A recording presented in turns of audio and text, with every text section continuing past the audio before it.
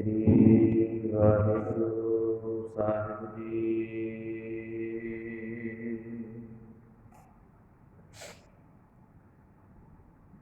ਇੱਕ ਓੰਕਾਰ ਸਤਿਨਾਮ ਕਰਤਾ ਪੁਰਖ ਨਿਰਭਉ ਨਿਰਵੈਰ ਅਕਾਲ ਮੂਰਤ ਅਜੂਨੀ ਸੈਭੰ ਗੁਰ ਪ੍ਰਸਾਦ ਜਪ ਆਦਿ ਸਚ ਜੁਗਾਦਿ ਸਚ ਹੈ ਭੀ ਸਚ ਨਾਨਕ ਹੋਸੀ ਭੀ ਸਚ। ਮੈਂ ਮੂਰਖ ਕੀ ਕੇਤਕ ਬਾਤ ਹੈ ਕੋਟ ਪਰਾਧੀ ਤਰਿਆੜੇ ਗੁਰ ਨਾਨਕ ਜਿਨ ਸੁਣਿਆ ਦੇਖਿਆ ਸੇ ਫਿਰ ਗਰਭਾਸ ਨਾ ਕਰਿਆਰੇ। ਗਿਆਨ ਧਿਆਨ ਕਿਛ ਕਰਮ ਨਾ ਜਾਣਾ ਸਾਰ ਨਾ ਜਾਣਾ ਤੇਰੀ ਸਭ ਤੇ ਵੱਡਾ ਸਤਿਗੁਰ ਨਾਨਕ ਜਿਨ ਕਲ ਰਾਖੀ ਮੇਰੀ। ਸ੍ਰੀ ਨਾਨਕ ਪੁਰਸ਼ੋਤਮੰ ਪਰਮ ਪਰਾਵਰਨਾਥ ਯੁਗਲ ਚਰਨ ਮਮ ਬੰਦਨਾ ਧਰ ਕਰ ਨਾਥ। ਮੂਕ ਉਚਰਹਿ ਸ਼ਾਸਤਰ ਖਟ ਪਿੰਗ ਗਿਰਨ ਚੜ ਜਾਹੇ ਅੰਧ ਲਖੈ ਬਦਰੋ ਸੁਨੈ ਜੋ ਕਾਲ ਕਿਰਪਾ ਕਰਾਏ। ਕਹਾ ਬੁੱਧ ਪ੍ਰਭ ਤੁਛ ਹਮਾਰੀ ਬਰਨ ਸਕੈ ਮਹਿਮਾ ਜੋ ਤਿਹਾਰੀ। ਹਮ ਨ ਸਕਤ ਕਰ ਸਿਫਤ ਤੁਮਾਰੀ ਆਪ ਲੇਹੁ ਤੁਮ ਕਥਾ ਸੁਧਾਰੀ। ਤੁਮਰੀ ਸਰਣ ਤੁਮਾਰੀ ਆਸਾ ਤੁਮ ਹੀ ਸੱਜਣ ਸੋਹਿਲੇ। ਰਾਖਹੁ ਰਾਖਣ ਹਾਰ ਦਇਆਲਾ ਨਾਨਕ ਘਰ ਕੇ ਬੋਲੇ। ਸਤਿਨਾਮ ਸ੍ਰੀ ਵਾਹਿਗੁਰੂ ਸਾਹਿਬ ਜੀ। ਸ਼ਲੋਕ ਮਹੱਲਾ ਪਹਿਲਾ। ਸੱਚੇ ਤੇਰੇ ਖੰਡ ਸੱਚੇ ਬ੍ਰਹਮੰਡ ਸੱਚੇ ਤੇਰੇ ਲੋਹ ਸੱਚੇ ਆਕਾਰ। ਸੱਚੇ ਤੇਰੇ ਖੰਡ ਸੱਚੇ ਬ੍ਰਹਮੰਡ। ਸਤਿਗੁਰਾਂ ਦੀ ਸਾਜੀ ਨਿਵਾਜੀ ਹੋਈ। ਗੁਰੂ ਖਾਲਸਾ ਸਾਧ ਸੰਗਤ ਜੀ। ਵਾਹਿਗੁਰੂ ਜੀ ਕਾ ਖਾਲਸਾ ਵਾਹਿਗੁਰੂ ਜੀ ਕੀ ਫਤਿਹ। ਬੜੇ ਵਡਭਾਗੀ ਹਾਂ, ਇੰਨੇ ਵਡਭਾਗੀ ਕਿ ਕੁਝ ਕਹਿ ਹੀ ਨਹੀਂ ਸਕਦੇ। ਅਥਾਹ ਪ੍ਰੇਮ ਦੇ ਵਿੱਚ ਭਿੱਜੇ ਹੋਏ ਅੰਮ੍ਰਿਤ ਵੇਲੇ ਸ੍ਰੀ ਗੁਰੂ ਗ੍ਰੰਥ ਸਾਹਿਬ ਜੀ ਕੇ ਹਜ਼ੂਰ ਬੈਠੇ ਹਾਂ। ਵਡਭਾਗੀ ਹਰ ਸੰਗਤ ਪਾਵੈ ਭਾਗਹੀਨ ਭ੍ਰਮ ਚੋਟਾਂ ਖਾਵੈ। ਬਿਨ ਭਾਗਾਂ ਸਤ ਸੰਗ ਨ ਲੱਭੈ ਮਿਲ ਸੰਗਤ ਮੈਲ ਬਿਨ ਸੰਗਤ ਮੈਲ ਭਰੀਜੈ ਜੀਓ। ਬੜੇ ਵੱਡੇ ਭਾਗਾਂ ਦੇ ਨਾਲ ਗੁਰੂ ਕੀ ਸਾਧ ਸੰਗਤ ਪ੍ਰਾਪਤ ਹੁੰਦੀ ਹੈ। ਬਿਨਾਂ ਸੰਗਤ ਤੋਂ ਤੇ ਸਤਿਗੁਰੂ ਜੀ ਕਹਿੰਦੇ ਮੈਲ ਹੀ ਭਰਨੀ, ਵਿਕਾਰ ਹੀ ਇਕੱਠੇ ਕਰਨੇ ਨੇ। ਜੇ ਸੰਗਤ ਹੈ ਤੇ ਫਿਰ ਹੀ ਪਾਰ ਉਤਾਰਾ ਹੈ। ਬੜੇ ਵਡਭਾਗੀ ਹਾਂ ਭਾਈ, ਗੁਰੂ ਦੀ ਸਾਧ ਸੰਗਤ ਵਿੱਚ ਵਿਰਾਜਮਾਨ ਹਾਂ। ਸ੍ਰੀ ਗੁਰੂ ਗ੍ਰੰਥ ਸਾਹਿਬ ਜੀ ਮਹਾਰਾਜ ਸਾਹਿਬ ਜੀ ਅੰਮ੍ਰਿਤ ਵੇਲੇ ਸਤਿਗੁਰਾਂ ਨੇ ਕਿਰਪਾ ਕੀਤੀ, ਪ੍ਰਕਾਸ਼ਮਾਨ ਹੋਏ, ਪਾਵਨ ਹੁਕਮਨਾਮਾ ਸਾਹਿਬ ਬਖਸ਼ੇ। ਗੁਰਸਿੱਖਾਂ ਨੇ ਪ੍ਰੇਮ ਸਤਿਕਾਰ ਦੇ ਨਾਲ ਨਿਤਨੇਮ ਗੁਰਬਾਣੀਆਂ ਦੇ ਜਾਪ ਕੀਤੇ ਹਨ।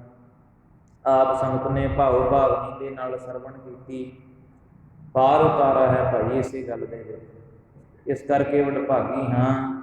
ਆਓ ਸਮਾਂ ਹੁਣ 45 ਕੁ ਮਿੰਟ ਦਾ ਹੈ। ਮਨੋਬਿਰਤੀਆਂ ਨੂੰ ਇਕਾਗਰ ਕਰੀਏ। ਜੋ ਲੜੀਵਾਰ ਸ੍ਰੀ ਆਸਾ ਜੀ ਕੀ ਵਾਰ ਗੁਰਬਾਣੀ ਦੀ ਕਥਾ ਪ੍ਰਾਰੰਭ ਕੀਤੀ, ਸਤਿਗੁਰਾਂ ਦੀ ਕਿਰਪਾ ਦੇ ਨਾਲ ਅੱਜ ਦੂਸਰੇ ਸ਼ਲੋਕ ਦੀ ਦੂਸਰੀ ਪੌੜੀ ਦੀ ਜਿਹੜੀ ਵਿਆਖਿਆ ਹੈ ਉਹ ਸਰਵਣ ਕਰੀਏ। ਪ੍ਰੇਮ ਸਤਿਕਾਰ ਦੇ ਵਿੱਚ ਭਿੱਜ ਕੇ, ਸ਼ਰਧਾ ਭਾਵਨਾ ਜੋੜ ਕੇ, ਮਨੋਬਿਰਤੀਆਂ ਨੂੰ ਇਕਾਗਰ ਕਰਕੇ ਆਖੀਏ ਜੀ ਸਤਿਨਾਮ ਸ੍ਰੀ ਵਾਹਿਗੁਰੂ ਸਾਹਿਬ ਜੀ। ਫਿਰ ਆਖੀਏ ਜੀ ਸਤਿਨਾਮ ਸ੍ਰੀ ਵਾਹਿਗੁਰੂ ਸਾਹਿਬ ਜੀ। ਸਤਿਨਾਮ ਸ੍ਰੀ ਵਾਹਿਗੁਰੂ ਸਾਹਿਬ ਜੀ। ਸ਼ਲੋਕ ਮਹੱਲਾ ਪਹਿਲਾ। ਸਤਿਗੁਰੂ ਗੁਰੂ ਨਾਨਕ ਦੇਵ ਨਿਰੰਕਾਰ ਪਰਮਾਤਮਾ ਜੀ ਪ੍ਰਮਾਣ ਕਰਦੇ ਹਨ। ਕਿਉਂਕਿ ਜਦੋਂ ਪਾਕ ਪਟਨਮ ਦੀ ਧਰਤੀ ਤੇ ਸੇਖ ਬ੍ਰਹਮ ਜੀ ਨੇ ਸਤਿਗੁਰਾਂ ਨੂੰ ਸਵਾਲ ਪੁੱਛੇ ਸਨ ਕਿ ਮਹਾਰਾਜ ਸਾਹਿਬ ਜੀ ਆਪ ਜੀ ਕਿਰਪਾ ਕਰਕੇ ਦੱਸੋ ਕਿ ਜਿਹੜਾ ਮਾਨਸ ਹੈ ਆਇਆ ਕਿੱਥੋਂ ਹੈ। ਸਵਾਲ ਜਵਾਬ ਸਤਿਗੁਰਾਂ ਨੂੰ ਪੁੱਛੇ ਕਿਉਂਕਿ ਉਹਨੂੰ ਇੰਨੀ ਸੋਝੀ ਨਹੀਂ ਸੀ ਕਿ ਗੁਰੂ ਨਾਨਕ ਜਿੰਨਾ ਗਿਆਨ ਰੱਖ ਸਕੇ। ਗੁਰੂ ਨਾਨਕ ਤੇ ਗਿਆਨ ਦਾ ਮੁੱਢ ਨੇ, ਇਸ ਕਰਕੇ ਤੇ ਉਹਨੇ ਸਤਿਗੁਰਾਂ ਤੋਂ ਸਵਾਲ ਪੁੱਛੇ ਕਿ ਮਹਾਰਾਜ ਜੀ ਕਿਰਪਾ ਕਰਕੇ ਦੱਸੋ ਕਿ ਜਿਵੇਂ ਆਪ ਜੀ ਨੇ ਪਹਿਲੇ ਸ਼ਲੋਕ ਦੇ ਵਿੱਚ ਵਰਣਨ ਕੀਤਾ, ਹੁਣ ਦੂਸਰੇ ਸ਼ਲੋਕ ਦੇ ਵਿੱਚ ਦੱਸੋ, ਕਿਰਪਾ ਮਿਹਰਾਮਤ ਕਰੋ ਕਿ ਉਹ ਜਿਹੜੀ ਧਰਤੀ ਹੈ ਉਹ ਸੱਚੇ ਨੇ ਜਿਹੜੀ ਰਚਨਾ ਲਾਈ ਹੈ ਉਹ ਕਿਵੇਂ ਲਾਈ ਤੇ ਰਚਨਾ ਲਾਈ ਕਿੰਨੇ ਹੈ, ਪਹਿਲੋਂ ਇਹ ਦੱਸੋ। ਫਿਰ ਜੇ ਸੱਚੇ ਨੇ ਲਾਈ ਹੈ ਤੇ ਫਿਰ ਵੱਖਰੇ ਵੱਖਰੇ ਨਾਮ ਕਿਉਂ। ਆਪ ਜੀ ਇਹ ਸਾਰਾ ਪਸਾਰਾ ਦੱਸੋ ਕਿ ਤਰਦਾ ਕੌਣ ਹੈ ਤੇ ਡੁੱਬਦਾ ਕੌਣ ਹੈ, ਕਿਉਂਕਿ ਸੰਸਾਰ ਸਮੁੰਦਰ ਕਿਹਾ ਜਾਂਦਾ ਹੈ ਨਾ। ਇਸ ਕਰਕੇ ਸੇਖ ਬ੍ਰਹਮ ਜੀ ਨੇ ਪੁੱਛਿਆ ਕਿ ਸਤਿਗੁਰੂ ਜੀ ਤਰਦਾ ਕੌਣ ਹੈ ਤੇ ਡੁੱਬਦਾ ਕੌਣ ਹੈ, ਆਪ ਜੀ ਕਿਰਪਾ ਕਰਕੇ ਦੱਸੋ। ਧੰਨ ਗੁਰੂ ਨਾਨਕ ਜਗਤ ਸੁਆਮੀ ਜੀ ਮਹਾਰਾਜ ਦੂਸਰੇ ਸ਼ਲੋਕ ਦੇ ਅੰਦਰ ਪ੍ਰਮਾਣ ਕਰਦੇ ਹਨ। ਸੱਚੇ ਤੇਰੇ ਖੰਡ ਸੱਚੇ ਬ੍ਰਹਮੰਡ। ਸਤਿਗੁਰੂ ਗੁਰੂ ਨਾਨਕ ਦੇਵ ਨਿਰੰਕਾਰ ਪਰਮਾਤਮਾ ਜੀ ਉਸ ਵਾਹਿਗੁਰੂ ਦੇ ਸਨਮੁਖ ਬਿਰਤੀ ਲਾ ਕੇ ਜਿਹੜੇ ਬ੍ਰਹਮ ਬੇਤੇ ਹਨ ਉਹਨਾਂ ਦੀ ਦ੍ਰਿਸ਼ਟੀ ਅਨੁਸਾਰ ਦੱਸਦੇ ਹਨ ਕਿ ਬ੍ਰਹਮ ਬੇਤਿਆਂ ਦੀ ਦ੍ਰਿਸ਼ਟੀ ਅੰਦਰ ਕੀ ਪਸਾਰਾ ਦਿਸਦਾ ਹੈ। ਸਤਿਗੁਰੂ ਜੀ ਫਰਮਾਨ ਕਰਦੇ ਹਨ ਸੱਚੇ ਤੇਰੇ ਖੰਡ ਸੱਚੇ ਬ੍ਰਹਮੰਡ। ਸਤਿਗੁਰੂ ਜੀ ਜਿਹੜੇ ਆਪ ਜੀ ਦੇ 9 ਖੰਡ ਮੰਨੇ ਜਾਂਦੇ ਹਨ, ਜਾਂ ਕਹਿ ਲਓ ਕਿ ਬੇਅੰਤ ਹੀ ਖੰਡ ਹਨ, ਪਰ ਜਿਹੜੇ 9 ਗਿਣਤੀ ਦੇ ਵਿੱਚ ਆਉਂਦੇ ਨੇ, ਜਿੰਨੇ ਵੀ ਆਪ ਜੀ ਦੇ ਬ੍ਰਹਮੰਡ ਹਨ ਸਤਿਗੁਰੂ ਜੀ ਸਾਰੇ ਹੀ ਸੱਚੇ ਪ੍ਰਤੀਤ ਹੁੰਦੇ ਨੇ। ਜੋ ਵੀ ਆਪ ਜੀ ਦਾ ਖੰਡਾ ਬ੍ਰਹਮੰਡਾਂ ਦਾ ਪਸਾਰਾ ਹੈ ਆਪ ਜੀ ਤੇ ਸੱਚੇ ਹੋ, ਪਰ ਆਪ ਜੀ ਦੇ ਜਿਹੜੇ ਸੱਚੇ ਖੰਡ ਬ੍ਰਹਮੰਡ ਨੇ ਉਹ ਵੀ ਸੱਚੇ ਹੀ ਪ੍ਰਤੀਤ ਹੁੰਦੇ ਨੇ। ਸੱਚੇ ਤੇਰੇ ਲੋ ਸੱਚੇ ਆਕਾਰ। ਸਤਿਗੁਰੂ ਜੀ ਜਿਹੜੇ ਆਪ ਜੀ ਦੇ 14 ਲੋਕ ਹਨ, ਜਿਸ ਪ੍ਰਕਾਰ ਮਾਤ ਲੋਕ ਹੈ, ਪਾਤਾਲ ਲੋਕ, ਬ੍ਰਹਮ ਲੋਕ, ਵਿਸ਼ਨ ਲੋਕ, ਸ਼ਿਵ ਲੋਕ, ਇੰਦਰ ਲੋਕ ਆਦਿ ਕੇ 14 ਲੋਕ ਮੰਨੇ ਨੇ। ਜਿੰਨੇ ਵੀ ਇਹਨਾਂ 14 ਲੋਕਾਂ ਦੇ ਵਿੱਚ ਆਕਾਰ ਕਹੀਏ ਕਿ ਸੱਚੇ ਦਾ ਆਕਾਰ ਹੈ ਨਾ, ਉੱਤਮ ਮੱਧਮ ਕਨਿਸ਼ਟ, ਜਿੰਨੇ ਵੀ ਜੀਵ ਪਲ ਰਹੇ ਨੇ, ਜਿੰਨੇ ਜੀਵ ਉਸ ਵਾਹਿਗੁਰੂ ਦੀ ਰਜਾ ਦੇ ਅੰਦਰ ਖੇਡ ਰਹੇ ਨੇ। ਦਿਵਸ ਰਾਤ ਦੋਏ ਦਾਈ ਦਾਇਆ ਖੇਲੈ ਸਗਲ ਜਗਤ। ਜਿਹੜੇ ਦਿਨ ਰਾਤ ਜਿਹੜੇ ਕਢਾਵੇ ਨੇ ਉਹਨਾਂ ਦੇ ਨਾਲ ਜਿਹੜੇ ਜੀਵ ਇਹਨਾਂ 14 ਲੋਕਾਂ ਦੇ ਵਿੱਚ ਖੇਡ ਰਹੇ ਨੇ, ਇਹ ਸਤਿਗੁਰੂ ਜੀ ਇਹ ਸੱਚੇ ਪਾਤਸ਼ਾਹ ਜੀ ਆਪ ਜੀ ਦੇ ਹੀ ਕੀਤੇ ਹੋਏ ਨੇ। ਕਿਉਂਕਿ ਸੇਖ ਬ੍ਰਹਮ ਨੇ ਪੁੱਛਿਆ ਸੀ ਨਾ ਇਹ ਕਿੰਨੇ ਕੀਤੇ ਨੇ, ਜਿਹੜਾ ਇਹ ਪਸਾਰਾ ਹੈ ਕਿਸ ਦਾ ਹੈ। ਸਤਿਗੁਰੂ ਜੀ ਜਵਾਬ ਦਿੰਦੇ ਨੇ, ਗੁਰਬਾਣੀ ਉਚਾਰਨ ਕਰਦੇ ਨੇ ਕਿ ਜਿਹੜੇ 14 ਲੋਕ ਨੇ 14 ਲੋਕਾਂ ਦੇ ਅੰਦਰ ਜਿੰਨੇ ਜੀਵ ਪਲ ਰਹੇ ਨੇ ਉਹ ਸਾਰੇ ਸੱਚੇ ਪ੍ਰਮਾਤਮਾ ਵਾਹਿਗੁਰੂ ਦੇ ਕੀਤੇ ਹੋਏ ਨੇ। ਜਾਂ ਇਹ ਕਹਿ ਲਓ ਜਿਹੜੇ ਲੋਕ ਕਹੀਏ ਕਿ ਪ੍ਰਕਾਸ਼ ਦੇਣ ਵਾਲੇ ਸੂਰਜ ਚੰਦਰਮਾ ਹਨ, ਇਹ ਜਿੰਨੇ ਵੀ ਹਨ, ਕਿਉਂਕਿ ਇਹਨਾਂ ਦਾ ਵੀ ਕੋਈ ਅੰਤ ਨਹੀਂ। ਕੋਟ ਬ੍ਰਹਮੇ ਜਗ ਸਾਜਣ ਲਾਏ। ਜੇ ਵਾਹਿਗੁਰੂ ਕਰੋੜਾਂ ਬ੍ਰਹਮੇ ਸੰਸਾਰ ਨੂੰ ਸਾਜਣ ਤੇ ਲਾ ਸਕਦਾ ਹੈ, ਕਰੋੜਾਂ ਸੰਸਾਰ ਸਾਜ ਸਕਦਾ ਹੈ, ਇਸ ਪ੍ਰਕਾਰ ਕਰੋੜਾਂ ਹੀ ਸੂਰਜ ਚੰਦਰਮਾ ਹਨ। ਸਤਿਗੁਰੂ ਜੀ ਜਿੰਨੇ ਵੀ ਹਨ ਅਣਗਿਣਤੀ ਜਿਹੜੇ ਪ੍ਰਕਾਸ਼ ਦੇਣ ਵਾਲੇ ਸੂਰਜ ਚੰਦਰਮਾ ਹਨ, ਇਹ ਵੀ ਆਪ ਜੀ ਦੇ ਹੀ ਕੀਤੇ ਹੋਏ ਹਨ। ਆਕਾਰ ਕਹੀਏ ਕਿ ਜਿਵੇਂ ਵਿਦਵਾਨ ਜਨ ਅਰਥ ਕਰਦੇ ਨੇ ਕਿ ਐੜੇ ਤੋਂ ਕੰਨੇ ਤੋਂ ਭਾਵ ਲਈਏ ਕਿ ਜਿਹੜਾ ਵਿਸ਼ਨੂੰ ਹੈ ਸੰਸਾਰ ਨੂੰ ਰੋਟੀ ਰੋਟੀ ਦਿੰਦਾ ਹੈ। ਕੱਕੇ ਤੋਂ ਕੰਨੇ ਕਾ ਤੋਂ ਭਾਵ ਲਈਏ ਕਿ ਜਿਹੜਾ ਬ੍ਰਹਮਾ ਹੈ ਸੰਸਾਰ ਦੀ ਉਤਪਤੀ ਕਰਦਾ ਹੈ। ਰਾਰੇ ਤੋਂ ਭਾਵ ਲਈਏ ਕਿ ਜਿਹੜਾ ਰੁਦਰ ਹੈ ਇੱਕ ਲਾਏ ਦੀ ਬਾਣ, ਜਿਹਦੀ ਲਹਿਦਾ ਕਰਨ ਦੀ ਬਾਣ ਕਹੀਏ ਆਦਤ ਹੈ, ਸਾਰੇ ਸੰਸਾਰ ਨੂੰ ਜਿਹੜਾ ਮੌਤ ਦੇ ਘਾਟ ਉਤਾਰਦਾ ਹੈ। ਇਹ ਸਤਿਗੁਰੂ ਜੀ ਸਾਰੇ ਜਿਹੜੇ ਹਨ ਇਹ ਆਪ ਜੀ ਦੇ ਹੀ ਆਕਾਰ ਕੀਤੇ ਹੋਏ ਹਨ। ਸੱਚੇ ਤੇਰੇ ਕਰਨੇ ਸਰਬ ਵਿਚਾਰ। ਜਿਹੜੀ ਸਤਿਗੁਰੂ ਜੀ ਆਪ ਜੀ ਦੇ ਵਿਚਾਰ ਕਰਨੇ ਹਨ ਕਿ ਆਪ ਜੀ ਦੀ ਸ੍ਰੇਸ਼ਟ ਵਿਚਾਰ ਕਰਨੀ, ਆਪ ਜੀ ਦੀ ਸ੍ਰੇਸ਼ਟ ਵਿਚਾਰ ਦੇ ਨਾਲ ਜੁੜਨਾ, ਇਹ ਸਤਿਗੁਰੂ ਜੀ ਇਹ ਆਪ ਜੀ ਦੇ ਹੀ ਕੀਤੇ ਹੋਏ ਹਨ। ਸੱਚਾ ਤੇਰਾ ਅਮਰ ਸੱਚਾ ਦੀਵਾਨ। ਕਿਉਂਕਿ ਜਿਹੜਾ ਆਪ ਜੀ ਦਾ ਅਮਰ ਕਹੀਏ ਕਿ ਸੱਚਾ ਤਖਤ ਹੈ, ਸੱਚ ਖੰਡ ਵਸੈ ਨਿਰੰਕਾਰ। ਜਿਹੜਾ ਅਮਰ ਕਹੀਏ ਕਿ ਮੌਤ ਤੋਂ ਰਹਿਤ ਨਿਰੰਕਾਰ ਦਾ ਨਿਰਾਕਾਰ ਸਰੂਪ ਦਾ ਜਿਹੜਾ ਸੱਚਾ ਤਖਤ ਹੈ ਨਾ, ਜਿਹੜਾ ਕਦੀ ਮਰਨ ਦੇ ਵਿੱਚ ਨਹੀਂ ਆਉਂਦਾ, ਤ੍ਰੀ ਕਾਲ ਆਬਾਦ ਪ੍ਰਮਾਤਮਾ ਜਿਹੜਾ ਸੱਚਾ ਤਖਤ ਹੈ, ਸੱਚਾ ਦੀਵਾਨ। ਦੀਵਾਨ ਕਹੀਏ ਕਿ ਜਿਵੇਂ ਰਾਜਿਆਂ ਦੇ ਦਰਬਾਰ ਦੇ ਅੰਦਰ, ਰਾਜਿਆਂ ਦੇ ਰਾਜ ਘਰਾਣੇ ਦੇ ਅੰਦਰ, ਰਾਜ ਦੇ ਅੰਦਰ ਇੱਕ ਦਰਬਾਰ ਸਜਦਾ ਹੈ। ਸਤਿਗੁਰੂ ਜੀ ਕਹਿੰਦੇ ਸੱਚਾ ਤੇਰਾ ਅਮਰ। ਸਤਿਗੁਰੂ ਜੀ ਜਿਹੜਾ ਆਪ ਜੀ ਦਾ ਤਖਤ ਹੈ ਨਾ ਉਹ ਸੱਚਾ ਹੈ। ਦੀਵਾਨ ਕਹੀਏ ਕਿ ਜਿਹੜਾ ਆਪ ਜੀ ਦਾ ਸਤਸੰਗਤ ਰੂਪੀ ਦੀਵਾਨ ਹੈ ਉਹ ਵੀ ਸੱਚਾ ਹੈ। ਸਾਧ ਸੰਗਤ ਪਾਈ ਵਡ ਭਾਗੀ ਮਨ ਚਲਤਉ ਭਇਓ ਅਰੂੜਾ। ਕਿਉਂਕਿ ਸਾਧ ਸੰਗਤ ਦੇ ਵੱਡੇ ਭਾਗਾਂ ਦੇ ਨਾਲ ਪ੍ਰਾਪਤ ਹੁੰਦੀ ਹੈ। ਇਸ ਕਰਕੇ ਸਤਿਗੁਰੂ ਜੀ ਜਿਹੜਾ ਆਪ ਜੀ ਦਾ ਅੰਮ੍ਰਿਤ ਤਖਤ ਹੈ, ਆਪ ਜੀ ਦਾ ਸਤ ਸੰਗਤ ਰੂਪੀ ਦੀਵਾਨ ਕਹੀਏ ਕਿ ਦਰਬਾਰ ਹੈ, ਇਹ ਵੀ ਸੱਚਾ ਪ੍ਰਤੀਤ ਹੁੰਦਾ ਹੈ। ਸੱਚਾ ਤੇਰਾ ਹੁਕਮ ਸੱਚਾ ਫਰਮਾਨ। ਸਤਿਗੁਰੂ ਜੀ ਜਿਹੜਾ ਆਪ ਜੀ ਦਾ ਹੁਕਮ ਕਹੀਏ ਕਿ ਸ਼ਬਦ ਰੂਪ ਹੁਕਮ ਫਰਮਾਨ ਹੈ ਨਾ, ਆਪ ਜੀ ਦਾ ਜਿਹੜਾ ਹੁਕਮ ਸ਼ਬਦ ਰੂਪ ਪ੍ਰਮਾਣ ਹੈ ਉਹ ਵੀ ਸੱਚਾ ਹੈ। ਸੰਗਤ ਜੀ ਹੁਕਮ ਕੀ ਹੈ? ਹੁਕਮ ਹੈ ਗੁਰ ਸਤਿਗੁਰ ਕਾਜੋ ਸਿੱਖ ਅਖਾਏ, ਸੋ ਭਲ ਕੇ ਉਠ ਹਰ ਨਾਮ ਧਿਆਵੈ। ਉਦਮ ਕਰੇ ਭਲ ਕੇ ਪ੍ਰਭਾਤੀ, ਇਸਨਾਨ ਕਰੇ ਅੰਮ੍ਰਿਤ ਸਰ ਨਹਾਵੈ। ਫਿਰ ਚੜੇ ਦਿਵਸ ਗੁਰਬਾਣੀ ਗਾਵੈ, ਬਹਿੰਦਿਆ ਉੱਠਦਿਆ ਹਰ ਨਾਮ ਧਿਆਵੈ। ਇਹ ਹੁਕਮ ਹੈ ਸਤਿਗੁਰਾਂ ਦਾ। ਇਹ ਸਤਿਗੁਰਾਂ ਨੇ ਕੋਈ ਗੁਰਸਿੱਖਾਂ ਨੂੰ ਬੇਨਤੀ ਨਹੀਂ ਕੀਤੀ।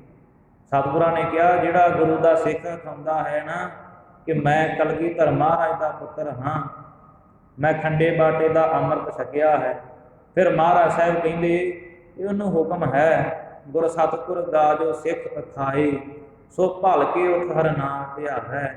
ਕਿ ਫਿਰ ਭਾਈ ਅੰਮ੍ਰਿਤ ਵੇਲੇ ਉੱਠ ਕੇ ਨਾ ਇਸ਼ਨਾਨ ਦਾਨ ਕਰੇ, ਹਰੀ ਵਾਹਿਗੁਰੂ ਪਰਮਾਤਮਾ ਦਾ ਨਾਮ ਜਪੇ, ਉਸ ਵਾਹਿਗੁਰੂ ਦਾ ਚਿੰਤਨ ਆਰਾਧਨ ਕਰੇ।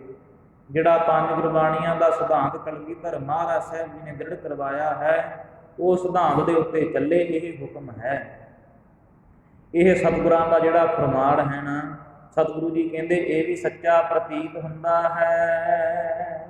ਸੱਚਾ ਤੇਰਾ ਕਰਮ ਸੱਚਾ ਨਿਸ਼ਾਨ। ਸਤਿਗੁਰੂ ਜੀ ਜਿਹੜਾ ਆਪ ਜੀ ਦਾ ਕਰਮ ਹੈ ਕਿ ਆਪ ਜੀ ਨੇ ਉੱਤਮ ਮੱਧਮ ਕਨਿਸ਼ਟ ਸੰਸਾਰ ਪੈਦਾ ਕੀਤਾ। ਉਸ ਸੰਸਾਰ ਦੇ ਵਿੱਚ ਜਿਹੜੇ ਇਹੋ ਜਿਹੀਆਂ ਅਵਸਥਾ ਵਾਲੇ ਜੀਵ ਹਨ, ਫਿਰ ਆਪ ਜੀ ਨੇ ਕਿਰਪਾ ਮਿਹਰਾਮ ਕੀਤੀ, ਕੁਝ ਬ੍ਰਹਮ ਦੇਤੇ ਬਖਸ਼ੇ ਜਿਨ੍ਹਾਂ ਨੇ ਆਪ ਜੀ ਦਾ ਨਾਮ ਜਪਿਆ। ਇਹ ਤ੍ਰਿਗੁਣੀ ਸੰਸਾਰ ਦੇ ਵਿੱਚ ਰਹਿ ਕੇ ਹੰਕਾਰ ਦੇ ਵਿਕਾਰ ਦੇ ਵਿੱਚ ਨਹੀਂ ਪਏ, ਆਪ ਜੀ ਦੇ ਨਾਮ ਨੂੰ ਇੱਕ ਰਸ ਹੋ ਕੇ ਜਪਿਆ। ਆਪ ਜੀ ਦੇ ਨਿਸ਼ਾਨ ਕਹੀਏ ਕਿ ਪ੍ਰਗਟ ਸਰੂਪ ਨੂੰ ਜਾਣਿਆ ਹੈ ਜਿਨ੍ਹਾਂ, ਧੰਨ ਬਾਬਾ ਆਨੰਦ ਸਿੰਘ ਸਾਹਿਬ ਜੀ ਮਹਾਂਪੁਰਖ, ਜਿਨ੍ਹਾਂ ਨੇ ਆਪ ਜੀ ਦੇ ਪ੍ਰਗਟ ਨਿਸ਼ਾਨ ਨੂੰ ਪ੍ਰਤੱਖ ਕਰਕੇ ਜਾਣਿਆ। ਫਿਰ ਉਹਨਾਂ ਦਾ ਅੱਜ ਤੱਕ ਜਿਹੜਾ ਨਿਸ਼ਾਨ ਹੈ ਨਾ, ਨਿਸ਼ਾਨ ਕਹੀਏ ਕਿ ਝੰਡਾ ਅੱਜ ਤੱਕ ਝੂਲ ਰਿਹਾ ਹੈ। ਸਤਿਗੁਰੂ ਜੀ ਕਹਿੰਦੇ ਹਨ ਕਿ ਉਹਨਾਂ ਦਾ ਝੰਡਾ ਵੀ ਅੱਜ ਤੱਕ ਹੀ ਸੱਚਾ ਹੈ। ਸੱਚੇ ਤੁਧ ਆਖਹਿ ਲੱਖ ਕਰੋੜ। ਮਹਾਰਾਜ ਸਾਹਿਬ ਕਹਿੰਦੇ, ਹੇ ਵਾਹਿਗੁਰੂ ਜੀ, ਆਪ ਜੀ ਤੇ ਸਾਰੇ ਸੱਚੇ ਜਾਂਦੇ, ਝੂਠਾ ਤੇ ਕੋਈ ਆਪ ਜੀ ਨੂੰ ਆਖ ਹੀ ਨਹੀਂ ਸਕਦਾ। ਸਾਚੇ ਸਾਹਿਬਾ ਕਿਆ ਨਾਹੀ ਘਰ ਤੇਰਾ, ਘਰ ਤਾਂ ਤੇਰਾ ਸਭ ਕਿਛ ਹੈ, ਜਿਸ ਦੇਹ ਸੋ ਪਾਵੇ। ਸਾਰੇ ਮਹਾਰਾਜ ਸਾਹਿਬ ਜੀ ਆਪ ਜੀ ਨੂੰ ਸੱਚਾ ਹੀ ਜਾਂਦੇ, ਕੋਈ ਆਪ ਜੀ ਨੂੰ ਝੂਠਾ ਤੇ ਪ੍ਰਤੀਤ ਕਰ ਹੀ ਨਹੀਂ ਨਾ ਸਕਦਾ।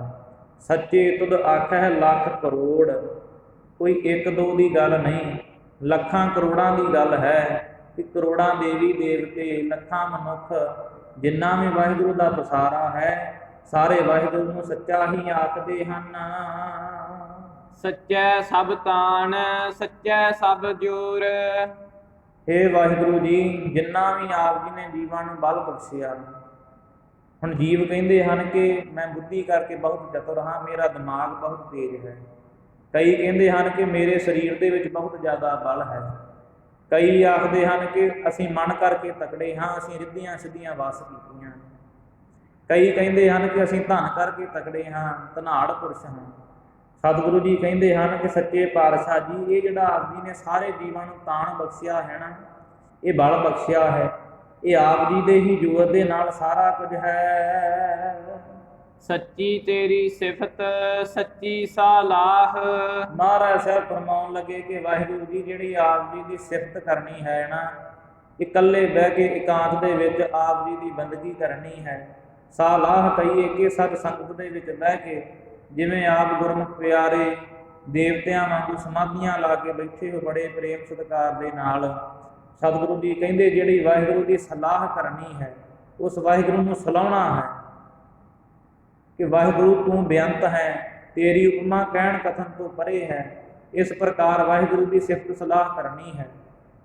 ਵਾਹਿਗੁਰੂ ਵਾਹਿਗੁਰੂ ਦਾ ਗੁਰਮੰਤਰ ਜਾਪ ਸਤ ਸੰਗਤ ਦੇ ਵਿੱਚ ਬਹਿ ਕੇ ਕਰਨਾ ਹੈ। ਗੁਰਬਾਣੀ ਪੜ੍ਹਨੀ ਹੈ ਤੇ ਪੜ੍ਹਾਉਣੀ ਹੈ। ਹੋਰ ਗੁਰਸਿੱਖਾਂ ਨੂੰ ਨਾਲ ਜੋੜਨਾ ਹੈ, ਗੁਰੂ ਦੇ ਲੜ ਲਾਉਣਾ ਹੈ, ਵਾਹਿਗੁਰੂ ਦੀ ਸਿਫਤ ਸਲਾਹ ਦੇ ਵਿੱਚ ਜੁੜਨਾ ਹੈ। ਇਹ ਸਤਿਗੁਰੂ ਜੀ ਕਹਿੰਦੇ, ਆਪ ਜੀ ਦੀ ਸਿਫਤ ਸਲਾਹ ਹੈ ਨਾ ਜਿਹੜੀ, ਆਪ ਤੇ ਸੱਚੇ ਹੋ, ਪਰ ਆਪ ਜੀ ਦੀ ਸਿਫਤ ਸਲਾਹ ਵੀ ਸੱਚੀ ਹੈ, ਤੇ ਆਪ ਜੀ ਦੀ ਸਿਫਤ ਸਲਾਹ ਕਰਨ ਵਾਲੇ ਵੀ ਸੱਚੇ ਹਨ। ਸੱਚੀ ਤੇਰੀ ਕੁਦਰਤ, ਸੱਚੇ ਪਾਤਸ਼ਾਹ। ਇਹ ਸੱਚੇ ਪਾਤਸ਼ਾਹ ਜੀ, ਅਕਾਲ ਪੁਰਖ ਵਾਹਿਗੁਰੂ ਜੀ, ਪਿਤਾ ਪਰਮੇਸ਼ਰ ਜੀ, ਪਾਰ ਬ੍ਰਹਮ ਪਰਮਾਤਮਾ ਜੀ, ਆਪ ਜੀ ਦੀ ਜਿਹੜੀ ਕੁਦਰਤ ਕਹੀਏ ਕਿ ਸ਼ਕਤੀ ਹੈ ਨਾ, ਜਿਹੜੀ ਸਾਰਿਆਂ ਦੇ ਵਿੱਚ ਵਰਤਦੀ ਹੈ। ਜੋ ਪੇਖਤ ਹੈ ਮ੍ਰਿਗ ਮੀਨ ਪੰਖੇਰੂ, ਸੋ ਬਿਨ ਹਰ ਜਾਪਤ ਹੈ ਨਹੀਂ ਹੋਰ।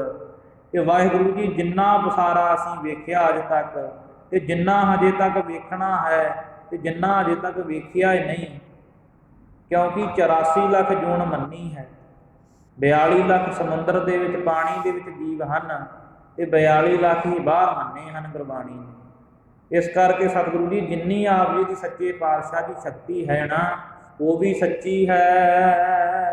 ਨਾਨਕ ਸੱਚ ਧਿਆਇਨ ਸੱਚ।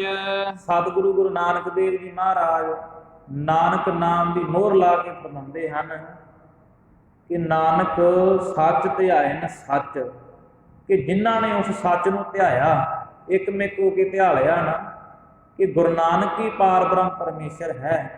10 ਗੁਰੂ ਸਾਹਿਬਾਨਾਂ ਦੀ ਜੋਤ ਸ੍ਰੀ ਗੁਰੂ ਗ੍ਰੰਥ ਸਾਹਿਬ ਜੀ ਮਹਾਰਾਜ ਜੀ ਅਕਾਲ ਪੁਰਖ ਹਨ, ਜਿਨ੍ਹਾਂ ਨੇ ਇਸ ਪ੍ਰਕਾਰ ਪ੍ਰਗਟ ਗੁਰਾਂ ਦੀ ਦੇਹ ਮੰਨ ਲਿਆ, ਵਾਹਿਗੁਰੂ ਨੂੰ ਸੱਚ ਜਾਣ ਲਿਆ, ਧਿਆਇਨ ਸੱਚ। ਫਿਰ ਸੱਚ ਜਾਣ ਕੇ ਵਾਹਿਗੁਰੂ ਨੂੰ ਧਿਆ ਲਿਆ ਕਿ ਤੂੰ ਤੂੰ ਕਰਤਾ ਤੂੰ ਹੁਆ, ਮੁਝ ਮੈਂ ਰਹਾ ਨਾ ਹੂੰ। ਜਬ ਆਪਾ ਪਰਕਾ ਮਿਟ ਗਿਆ, ਜਤ ਦੇਖਾਂ ਤਤ ਤੂੰ। ਫਿਰ ਤੇ ਤੂੰ ਕਰਦੇ ਉਹ ਵਾਹਿਗੁਰੂ ਦੇ ਵਿੱਚ ਅਭੇਦ ਹੋ ਗਏ। ਭਾਵ ਕਿ ਨਾਨਕ ਸੱਚ ਧਿਆਇਨ ਸੱਚ, ਉਹ ਸੱਚ ਨੂੰ ਧਿਆਉਂਦੇ ਧਿਆਉਂਦੇ ਆਪ ਹੀ ਸੱਚ ਹੋ ਗਏ। ਫਿਰ ਕੀ ਵਰਤਾਰਾ ਵਰਤਿਆ, ਫਿਰ ਸਤਿਗੁਰਾਂ ਨੇ ਕੀ ਸ਼ਬਦ ਵਰਤਿਆ, ਜਿਉ ਜਲ ਮਹਿ ਜਲ ਆਏ ਖਟਾਨਾ, ਤਿਉ ਜੋਤੀ ਸੰਗ ਜੋਤ ਸਮਾਨਾ। ਹਰ ਹਰ ਜਨ ਦੋਈ ਏਕ ਹੈ, ਬਿਬ ਵਿਚਾਰ ਕਛ ਨਾਹੇ। ਜਲ ਤੇ ਉਪਜ ਤਰੰਗ ਜਿਉ, ਜਲ ਹੀ ਵਿਖੈ ਸਮਾਹੇ। ਮਹਾਰਾਜ ਸਾਹਿਬ ਕਹਿੰਦੇ ਫਿਰ ਤੇ ਜਿਵੇਂ ਪਾਣੀ ਦੇ ਵਿੱਚ ਪਾਲੀ ਮਿਲ ਗਿਆ ਨਾ ਪਾਣੀ, ਇਸ ਪ੍ਰਕਾਰ ਉਹ ਜੀਵ ਪਰਮਾਤਮਾ ਦੇ ਵਿੱਚ ਅਭੇਦ ਹੋ ਗਿਆ। ਨਾਨਕ ਸੱਚ ਧਿਆਇਨ ਸੱਚ, ਜਿਨਨੇ ਸੱਚ ਨੂੰ ਧਿਆਇਆ ਉਹ ਸੱਚ ਦਾ ਹੀ ਰੂਪ ਹੋ ਗਿਆ ਹੈ। ਜੋ ਮਰ ਜੰਮੇ ਸੋ ਕੱਚਨ ਕੱਚ। ਮਹਾਰਾਜ ਸਾਹਿਬ ਕਹਿੰਦੇ ਜਿਹੜੇ ਤੇ ਵਾਹਿਗੁਰੂ ਨੂੰ ਧਿਆਉਂਦੇ ਨੇ ਉਹ ਵਾਹਿਗੁਰੂ ਦੇ ਵਿੱਚ ਅਭੇਦ ਹੋ ਜਾਂਦੇ ਨੇ, ਤੇ ਕਈ ਅਜੇ ਵੀ ਕਰਮਕਾਂਡੀ ਨੇ। ਜੋ ਮਰ ਜੰਮੇ, ਕਈ ਉਹਨਾਂ ਨੂੰ ਮੰਨਦੇ ਨੇ, ਦੇਹਾਂ ਨੂੰ ਪੂਜਦੇ ਨੇ ਜਿਹੜੇ ਹਜੇ ਆਪ ਹੀ ਮਰ ਕੇ ਜੰਮ ਰਹੇ ਨੇ, ਜੰਮ ਕੇ ਫਿਰ ਮਰ ਰਹੇ ਨੇ। ਜੰਮ ਜੰਮ ਮਰੈ ਮਰੈ ਫਿਰ ਜੰਮੈ, ਬਹੁਤ ਸਜਾਏ ਪਿਆ ਦੇਸ ਲੰਮੈ। ਜਿਹੜੇ ਲੰਮੇ ਦੇਸ਼ ਦੇ ਵਿੱਚ ਪਏ ਨੇ ਨਾ, ਬੜੀ ਤਕੜੀ ਸਜ਼ਾ ਜਿਨ੍ਹਾਂ ਨੂੰ ਮਿਲੀ ਹੈ। ਮਹਾਰਾਜ ਸਾਹਿਬ ਕਹਿੰਦੇ ਕਈ ਦੇ ਉਹਨਾਂ ਦੇ ਵਿੱਚ ਲੱਗੇ ਨੇ ਕਿ ਅਸੀਂ ਕਰਮਕਾਂਡੀਆਂ ਨੂੰ ਮੰਨ ਲਈਏ। ਕੋ ਬਤਾਨ ਕੋ ਪੂਜਤ ਹੈ ਪਸ, ਕੋ ਮਿਰਤਾਨ ਕੋ ਪੂਜਨ ਧਾਇਓ। ਪੂਰ ਕਿਰਿਆ ਉਰਜਿਓ ਸਭ ਹੀ ਜਗ, ਸ੍ਰੀ ਭਗਵਾਨ ਕੋ ਭੇਦ ਨਾ ਪਾਇਓ। ਸਾਰੇ ਹੀ ਕੂਰ ਕਿਰਿਆ, ਝੂਠ ਦੀ ਕਿਰਿਆ ਵਿੱਚ ਉਲਝੇ ਨੇ। ਮਹਾਰਾਜ ਸਾਹਿਬ ਕਹਿੰਦੇ ਜੋ ਮਰ ਜੰਮੇ, ਜਿਹੜੇ ਮਰ ਕੇ ਜੰਮਦੇ ਨੇ ਉਹਨਾਂ ਨੂੰ ਹੀ ਮੰਨੀ ਜਾ ਰਹੇ ਨੇ, ਆਪਣੇ ਵਰਗੇ ਜੀਵਾਂ ਨੂੰ, ਜਿਹੜੇ ਉਹਨਾਂ ਤੋਂ ਵੀ ਨੀਚ ਹਨ, ਲੋਕਾਂ ਨੂੰ ਠੱਗ ਰਹੇ ਨੇ, ਵਾਹਿਗੁਰੂ ਦੀ ਬੰਦਗੀ ਭਜਨ ਵਿੱਚ ਨਹੀਂ ਲਾਉਂਦੇ। ਮਹਾਰਾਜ ਸਾਹਿਬ ਕਹਿੰਦੇ ਜਿਹੜੇ ਆਪ ਸੰਸਾਰ ਆਵਾਗੁਣ ਵਿੱਚ ਹਨ ਹਜੇ, ਜਿਹੜੇ ਉਹਨਾਂ ਨੂੰ ਮੰਨਦੇ ਹਨ, ਉਹ ਕੱਚਨ ਕੱਚ, ਉਹ ਕੱਚਿਆਂ ਤੋਂ ਵੀ ਕੱਚੇ ਹਨ। ਕੱਚਾ ਹੈ ਹਜੇ ਜੀਵ, ਹਜੇ ਜੀਵਨ ਦੇ ਵਿੱਚ ਕੋਈ ਪਕਿਆਈ ਨਹੀਂ ਆਈ, ਕੋਈ ਵਾਹਿਗੁਰੂ ਦਾ ਬੰਦਗੀ ਭਜਨ ਜਿਹੜਾ ਹਿਰਦੇ ਦੇ ਵਿੱਚ ਨਹੀਂ ਵਸਿਆ। ਹਜੇ ਜੀਵਨ ਦੇ ਵਿੱਚ ਬਹੁਤ ਜ਼ਿਆਦਾ ਕਚਿਆਈ ਹੈ, ਵਿਕਾਰ ਭੋਗਦਾ ਹੈ ਰੋਜ਼ ਹੀ। ਇੱਕ ਵਾਰੀ ਤੇ ਸੁੱਧ ਹੋ ਜਾਂਦਾ ਹੈ। ਕਈਆਂ ਦਾ ਇਹ ਕਥਨ ਹੈ ਕਿ ਅਸੀਂ ਅੰਮ੍ਰਿਤ ਵੇਲੇ ਉੱਠ ਗਏ, ਗੁਰਬਾਣੀ ਦਾ ਜਾਪ ਵੀ ਕਰ ਲਿਆ, ਪਰ ਬਾਅਦ ਚੋਂ ਭਾਈ ਜਿਹੜੇ 4 ਪਹਿਰ ਨੇ ਦਿਹਾੜੀ ਦੇ ਆਉਣੇ, ਉਹਦੇ ਵਿੱਚ ਕਿਉਂ ਕੁਕਰਮ ਕਮਾਉਣੇ, ਫਿਰ ਉਹਦਾ ਵੀ ਫਲ ਨਹੀਂ ਮਿਲਦਾ। ਉਹ ਵੀ ਕੱਚਿਆਂ ਤੋਂ ਕੱਚੇ ਹਨ, ਜਿਹੜੇ ਨਾਮ ਜਪ ਕੇ ਵੀ ਨਾਮ ਨੂੰ ਝੂਠਾ ਪਾਉਂਦੇ ਨੇ ਕਿ ਨਿਤਨੇਮ ਤੇ ਕਰ ਲਿਆ 5 ਬਾਣੀਆਂ ਦਾ 1.5 ਘੰਟਾ ਲਾ ਕੇ, ਪਰ ਜਿਹੜੇ ਦਿਨ ਦੇ ਵਿੱਚ ਗੁਰਸਿੱਖ ਨੇ ਕਰਮ ਕਮਾਏ ਨਾ, ਉਹ ਫਿਰ ਕੁਕਰਮ ਰਹਿ ਜਾਂਦੇ ਹਨ, ਕਰਮ ਨਹੀਂ ਬਣਦੇ, ਸ੍ਰੇਸ਼ਟ ਕਰਮਾਂ ਦੀ ਪ੍ਰਾਪਤੀ ਨਹੀਂ ਉਹਨੂੰ ਹੁੰਦੀ। ਇਸ ਕਰਕੇ ਮਹਾਰਾਜ ਸਾਹਿਬ ਕਹਿੰਦੇ ਕਿ ਉਹ ਜੀਵ ਤੇ ਫਿਰ ਮਰ ਮਰ ਕੇ ਫਿਰ ਜੰਮਦਾ ਹੈ, ਬੜੇ ਲੰਮੇ ਦੇਸ਼ ਦੇ ਵਿੱਚ ਪੈ ਜਾਂਦਾ, ਰਸਤਾ ਲੰਮਾ ਹੋ ਜਾਂਦਾ ਹੈ ਉਸਦਾ। ਇਸ ਕਰਕੇ ਉਹ ਜੀਵ ਕੱਚਿਆਂ ਤੋਂ ਵੀ ਕੱਚੇ ਹਨ। ਮਹੱਲਾ ਪਹਿਲਾ। ਪਹਿਲੇ ਪਾਤਸ਼ਾਹ ਗੁਰੂ ਨਾਨਕ ਦੇਵ ਜੀ ਵਰਣਨ ਕਰਦੇ ਹਨ। ਵੱਡੀ ਵਡਿਆਈ ਜਾਂ ਵੱਡਾ ਨਾਉ। ਸਤਿਗੁਰੂ ਜੀ ਕਹਿੰਦੇ ਉਸ ਵਾਹਿਗੁਰੂ ਦੀ ਜਿਹੜੀ ਵਡਿਆਈ ਹੈ ਬਹੁਤ ਹੀ ਜ਼ਿਆਦਾ ਵੱਡੀ ਹੈ, ਕਿਉਂਕਿ ਜਿਹਦਾ ਨਾਉ ਹੀ ਵੱਡਾ ਹੈ। ਵੱਡਾ ਸਾਹਿਬ ਉੱਚਾ ਥਾਓ, ਉੱਚੇ ਉੱਪਰ ਉੱਚਾ ਨਾਉ। ਏਵੜ ਉੱਚਾ ਹੋਵੇ ਕੋਏ, ਇਸ ਉੱਚੇ ਕਉ ਜਾਣੈ ਸੋਏ। ਕਿਉਂਕਿ ਜਿੰਨਾ ਵੱਡਾ ਉਹ ਆਪ ਹੈ ਨਾ, ਉਦੋਂ ਵੱਡਾ ਉਹਦਾ ਨਾਮ ਹੈ। ਉਹ ਵੱਡੇ ਦੀ ਜਿਹੜੀ ਵਡਿਆਈ ਹੈ ਉਹ ਇਸ ਪ੍ਰਕਾਰ ਵੱਡੀ ਹੈ ਕਿਉਂਕਿ ਉਹਦਾ ਨਾਮ ਬੜਾ ਵਿਸ਼ਾਲ ਹੈ। ਵੱਡੀ ਵਡਿਆਈ ਜਾਂ ਸੱਚ ਨਿਆਉ। ਉਸ ਵਾਹਿਗੁਰੂ ਦੀ ਜਿਹੜੀ ਵਡਿਆਈ ਹੈ ਬੜੀ ਵੱਡੀ ਉੱਚੀ ਵਡਿਆਈ ਹੈ। ਵਾਹਿਗੁਰੂ ਦੀ ਵਡਿਆਈ ਕਿਉਂ ਵੱਡੀ ਹੈ? ਕਿਉਂਕਿ ਉਹਦਾ ਨਿਆਉ ਸੱਚਾ ਹੈ, ਉਹ ਕਿਸੇ ਨਾਲ ਧੱਕਾ ਨਹੀਂ ਕਰਦਾ, ਸੱਚ ਦਾ ਨਿਬੇੜਾ ਕਰਦਾ ਹੈ ਹਮੇਸ਼ਾ ਹੀ। ਕਿਉਂਕਿ ਇੱਥੇ ਤੇ ਕਚਹਿਰੀਆਂ ਲੱਗਦੀਆਂ ਨੇ, ਕਿਸੇ ਨੂੰ ਸਿਫਾਰਿਸ਼ ਦੇ ਕੇ ਜੇ ਕੋਈ ਜਾਣਦਾ ਹੋਵੇ ਤੇ ਉਹਨੂੰ ਕਹੀਦਾ ਹੈ ਕਿ ਮੇਰੀ ਗੱਲ ਕਰਾ ਦੇ, ਮੈਂ ਤੈਨੂੰ ਕੋਈ ਫਾਂਸੀ ਨਹੀਂ, ਕੋਈ ਸਜ਼ਾ ਨਹੀਂ ਲੱਗਣ ਦਿੰਦਾ। ਇੱਥੇ ਦੇ ਜੀਵ ਆਪਣੀਆਂ ਵੱਡੀਆਂ ਵੱਡੀਆਂ ਸਜ਼ਾਵਾਂ ਮਾਫ ਕਰਾ ਦਿੰਦਾ ਹੈ। ਪਰ ਜਿਹੜਾ ਉਸ ਵਾਹਿਗੁਰੂ ਦਾ ਨਿਆਉ ਹੈ ਨਾ, ਉਹ ਬੜਾ ਸੱਚਾ ਹੈ। ਉੱਥੇ ਸੱਚੋ ਹੀ ਸੱਚ ਨਿਬੜੈ, ਚੁਣ ਵਾਹ ਕੱਢੇ ਜੇ ਜਮਾਲਿਆ। ਉੱਥੇ ਤੇ ਸੱਚਾ ਸੱਚ ਦਾ ਹੀ ਨਿਬੇੜਾ ਹੁੰਦਾ ਹੈ। ਇਸ ਕਰਕੇ ਉਹਦੀ ਵਾਹਿਗੁਰੂ ਦੀ ਜਿਹੜੀ ਵਡਿਆਈ ਹੈ ਇਸ ਪ੍ਰਕਾਰ ਵੱਡੀ ਹੈ ਕਿਉਂਕਿ ਉਹਦਾ ਜਿਹੜਾ ਨਿਆਉ ਹੈ ਉਹ ਸੱਚਾ ਹੈ। ਵੱਡੀ ਵਡਿਆਈ ਜਾਂ ਨਿਹਚਲ ਥਾਉ। ਉਸ ਵਾਹਿਗੁਰੂ ਦੀ ਵਡਿਆਈ ਇਸ ਪ੍ਰਕਾਰ ਵੱਡੀ ਹੈ ਕਿਉਂਕਿ ਉਹਦਾ ਜਿਹੜਾ ਥਾਂ ਹੈ ਨਾ, ਨਿਹਚਲ ਹੈ, ਚਲਾਏਮਾਨ ਤੋਂ ਰਹਿਤ ਹੈ, ਕਦੀ ਚੱਲਦਾ ਨਹੀਂ, ਭਾਵ ਕਿ ਨਾਸ਼ ਹੋਣ ਤੋਂ ਰਹਿਤ ਹੈ। ਉਹ ਵਾਹਿਗੁਰੂ ਦਾ ਜਿਹੜਾ ਥਾਂ ਹੈ ਉਹ ਨਾਸ਼ ਨਹੀਂ ਹੋ ਸਕਦਾ। ਜਿਵੇਂ ਆਮ ਤੌਰ 'ਤੇ ਬ੍ਰਹਮ ਬੇਤਿਆਂ ਵੱਲੋਂ, ਗੁਰਸਿੱਖਾਂ ਵੱਲੋਂ ਦੱਸਿਆ ਜਾਂਦਾ ਹੈ ਕਿ ਜਿਵੇਂ ਸੰਸਾਰ ਮੰਡਲ ਹੈ, ਥੋੜ੍ਹਾ ਜਿਹਾ ਜੀਵ ਉੱਤੇ ਉੱਠੇ ਤੇ ਆਕਾਸ਼ ਮੰਡਲ ਆ ਜਾਵੇਗਾ। ਫਿਰ ਆਕਾਸ਼ ਮੰਡਲ ਦੇ ਵਿੱਚ ਬ੍ਰਹਮਪੁਰੀ ਹੈ, ਵਿਸ਼ਨਪੁਰੀ ਹੈ, ਸ਼ਿਵਪੁਰੀ ਹੈ, ਆਦਿ ਕੇ ਪੁਰੀਆਂ ਨੇ ਦੇਵੀ ਦੇਵਤਿਆਂ ਦੀਆਂ। ਉਦੋਂ ਥੋੜ੍ਹਾ ਜਿਹਾ ਹੋਰ ਉੱਤੇ ਉੱਠ ਜਾਏ ਫਿਰ ਕਹਿੰਦੇ ਹਨ ਕਿ ਸਵਰਗ ਨਰਕ ਦਾ ਖੇਡ ਚੱਲ ਪੈਂਦਾ ਹੈ। ਥੋੜ੍ਹਾ ਜਿਹਾ ਹੋਰ ਉੱਤੇ ਜਾਏ ਫਿਰ ਕਹਿੰਦੇ ਹਨ ਕਿ ਧਰਮਰਾਜ ਦੀ ਜਿਹੜੀ ਕਚਹਿਰੀ ਲੱਗਦੀ ਹੈ ਨਾ ਉਹ ਆ ਜਾਂਦੀ ਹੈ। ਤੇ ਉਸ ਤੋਂ ਕਈ ਕਰੋੜਾਂ ਮੀਲ ਉੱਚਾ ਸੱਚਖੰਡ ਹੈ, ਉਹਦਾ ਨਿਹਚਲ ਥਾਓ। ਇਸ ਕਰਕੇ ਵਾਹਿਗੁਰੂ ਦੀ ਇੰਨੀ ਵਡਿਆਈ ਵੱਡੀ ਹੈ ਕਿਉਂਕਿ ਉਹਦਾ ਜਿਹੜਾ ਨਿਹਚਲ ਥਾਂ ਹੈ ਨਾ, ਚਲਾਇਮਾਨ ਤੋਂ ਰਹਿਤ, ਉਹ ਬੜਾ ਉੱਚਾ ਸੁੱਚਾ ਤੇ ਨਿਰਮਲ ਹੈ। ਇਸ ਕਰਕੇ ਉਹਦੀ ਵਡਿਆਈ ਵੱਡੀ ਹੈ। ਵੱਡੀ ਵਡਿਆਈ ਜਾਣੈ ਆਲਾਓ। ਉਸ ਵਾਹਿਗੁਰੂ ਦੀ ਜਿਹੜੀ ਵੱਡੀ ਵਡਿਆਈ ਹੈ ਨਾ ਉਹ ਇਸ ਪ੍ਰਕਾਰ ਵੱਡੀ ਹੈ ਕਿਉਂਕਿ ਉਹ ਸਾਰਿਆਂ ਦੀਆਂ ਆਵਾਜ਼ਾਂ ਜਾਣਦਾ ਹੈ। ਇਹ ਨਹੀਂ ਕਿ ਜਿਹੜਾ ਕੋਈ ਅੰਗਰੇਜ਼ੀ ਬੋਲਦਾ ਉਹ ਵਾਹਿਗੁਰੂ ਨੂੰ ਆਉਂਦੀ ਨਹੀਂ, ਜੇ ਕੋਈ ਫਾਰਸੀ ਪੜ੍ਹਨੀ ਬੋਲਣੀ ਜਾਣਦਾ ਉਹ ਵਾਹਿਗੁਰੂ ਨੂੰ ਆਉਂਦੀ ਨਹੀਂ। ਉਹ ਤਾਂ ਸਾਰੀਆਂ ਹੀ ਭਾਸ਼ਾਵਾਂ ਜਾਣਦੇ ਹਨ। ਸਾਨੂੰ ਨਹੀਂ ਜੀਵਾਂ ਨੂੰ ਪਤਾ ਲੱਗਦਾ ਭਾਸ਼ਾਵਾਂ ਦਾ, ਪਰ ਜਿਨ੍ਹੇ ਪਸਾਰਾ ਕੀਤਾ ਉਹਨੂੰ ਸਾਰੀਆਂ ਹੀ ਭਾਸ਼ਾਵਾਂ ਦਾ, ਆਵਾਜ਼ਾਂ ਦਾ ਗਿਆਨ ਹੈ। ਇਸ ਕਰਕੇ ਉਹ ਵਾਹਿਗੁਰੂ ਦੀ ਜਿਹੜੀ ਵਡਿਆਈ ਹੈ ਉਹ ਵੱਡੀ ਹੈ। ਵੱਡੀ ਵਡਿਆਈ ਬੁੱਝੈ ਸਭ ਭਾਉ। ਉਸ ਵਾਹਿਗੁਰੂ ਦੀ ਜਿਹੜੀ ਵਡਿਆਈ ਇਸ ਪ੍ਰਕਾਰ ਵੱਡੀ ਹੈ ਕਿ ਉਹ ਸਾਰਿਆਂ ਦੇ ਵਿੱਚ ਪ੍ਰੇਮ ਵੇਖਦਾ ਹੈ। ਗੋਬਿੰਦ ਭਾਉ ਭਗਤ ਕਾ ਭੁੱਖਾ। ਜਿਹੜਾ ਧਰਤੀ ਨੂੰ ਪਾਲਣ ਵਾਲਾ ਪ੍ਰਕਾਸ਼ ਸਰੂਪ ਵਾਹਿਗੁਰੂ ਹੈ ਨਾ, ਜਿਹੜਾ ਇੰਦਰੀਆਂ ਨੂੰ ਪਾਲਦਾ ਹੈ ਪ੍ਰਕਾਸ਼ ਸਰੂਪ ਵਾਹਿਗੁਰੂ, ਉਹ ਪ੍ਰੇਮਾ ਭਗਤੀ ਦਾ ਭੁੱਖਾ ਹੈ। ਜਿਨ ਪ੍ਰੇਮ ਕੀਓ ਤਿਨ ਹੀ ਪ੍ਰਭ ਪਾਇਓ। ਕਿਉਂਕਿ ਸੰਗਤ ਜੀ ਜਿਨਨੇ ਪ੍ਰੇਮ ਕੀਤਾ ਨਾ, ਵਾਹਿਗੁਰੂ ਦੀ ਪ੍ਰਾਪਤੀ ਵੀ ਉਸਨੇ ਕੀਤੀ ਹੈ। ਪ੍ਰੇਮ ਤੋਂ ਬਗੈਰ ਕਿਸੇ ਨੇ ਰੱਬ ਨਹੀਂ ਪਾਇਆ, ਕਿਉਂਕਿ ਜਿੰਨਾ ਚਿਰ ਅੰਦਰ ਨਿਮਰਤਾ ਨਹੀਂ, ਦਇਆ ਨਹੀਂ ਆਵੇਗੀ, ਪ੍ਰੇਮ ਨਹੀਂ ਜਾਗੇਗਾ, ਉਹਨਾਂ ਚਿਰ ਰੱਬ ਦੀ ਪ੍ਰਾਪਤੀ ਵੀ ਨਹੀਂ ਹੋ ਸਕਦੀ। ਕਿਉਂਕਿ ਵਾਹਿਗੁਰੂ ਨੂੰ ਤੇ ਭੁੱਖ ਹੀ ਕੇਵਲ ਤੇ ਕੇਵਲ ਪ੍ਰੇਮ ਦੀ ਲੱਗਦੀ ਹੈ।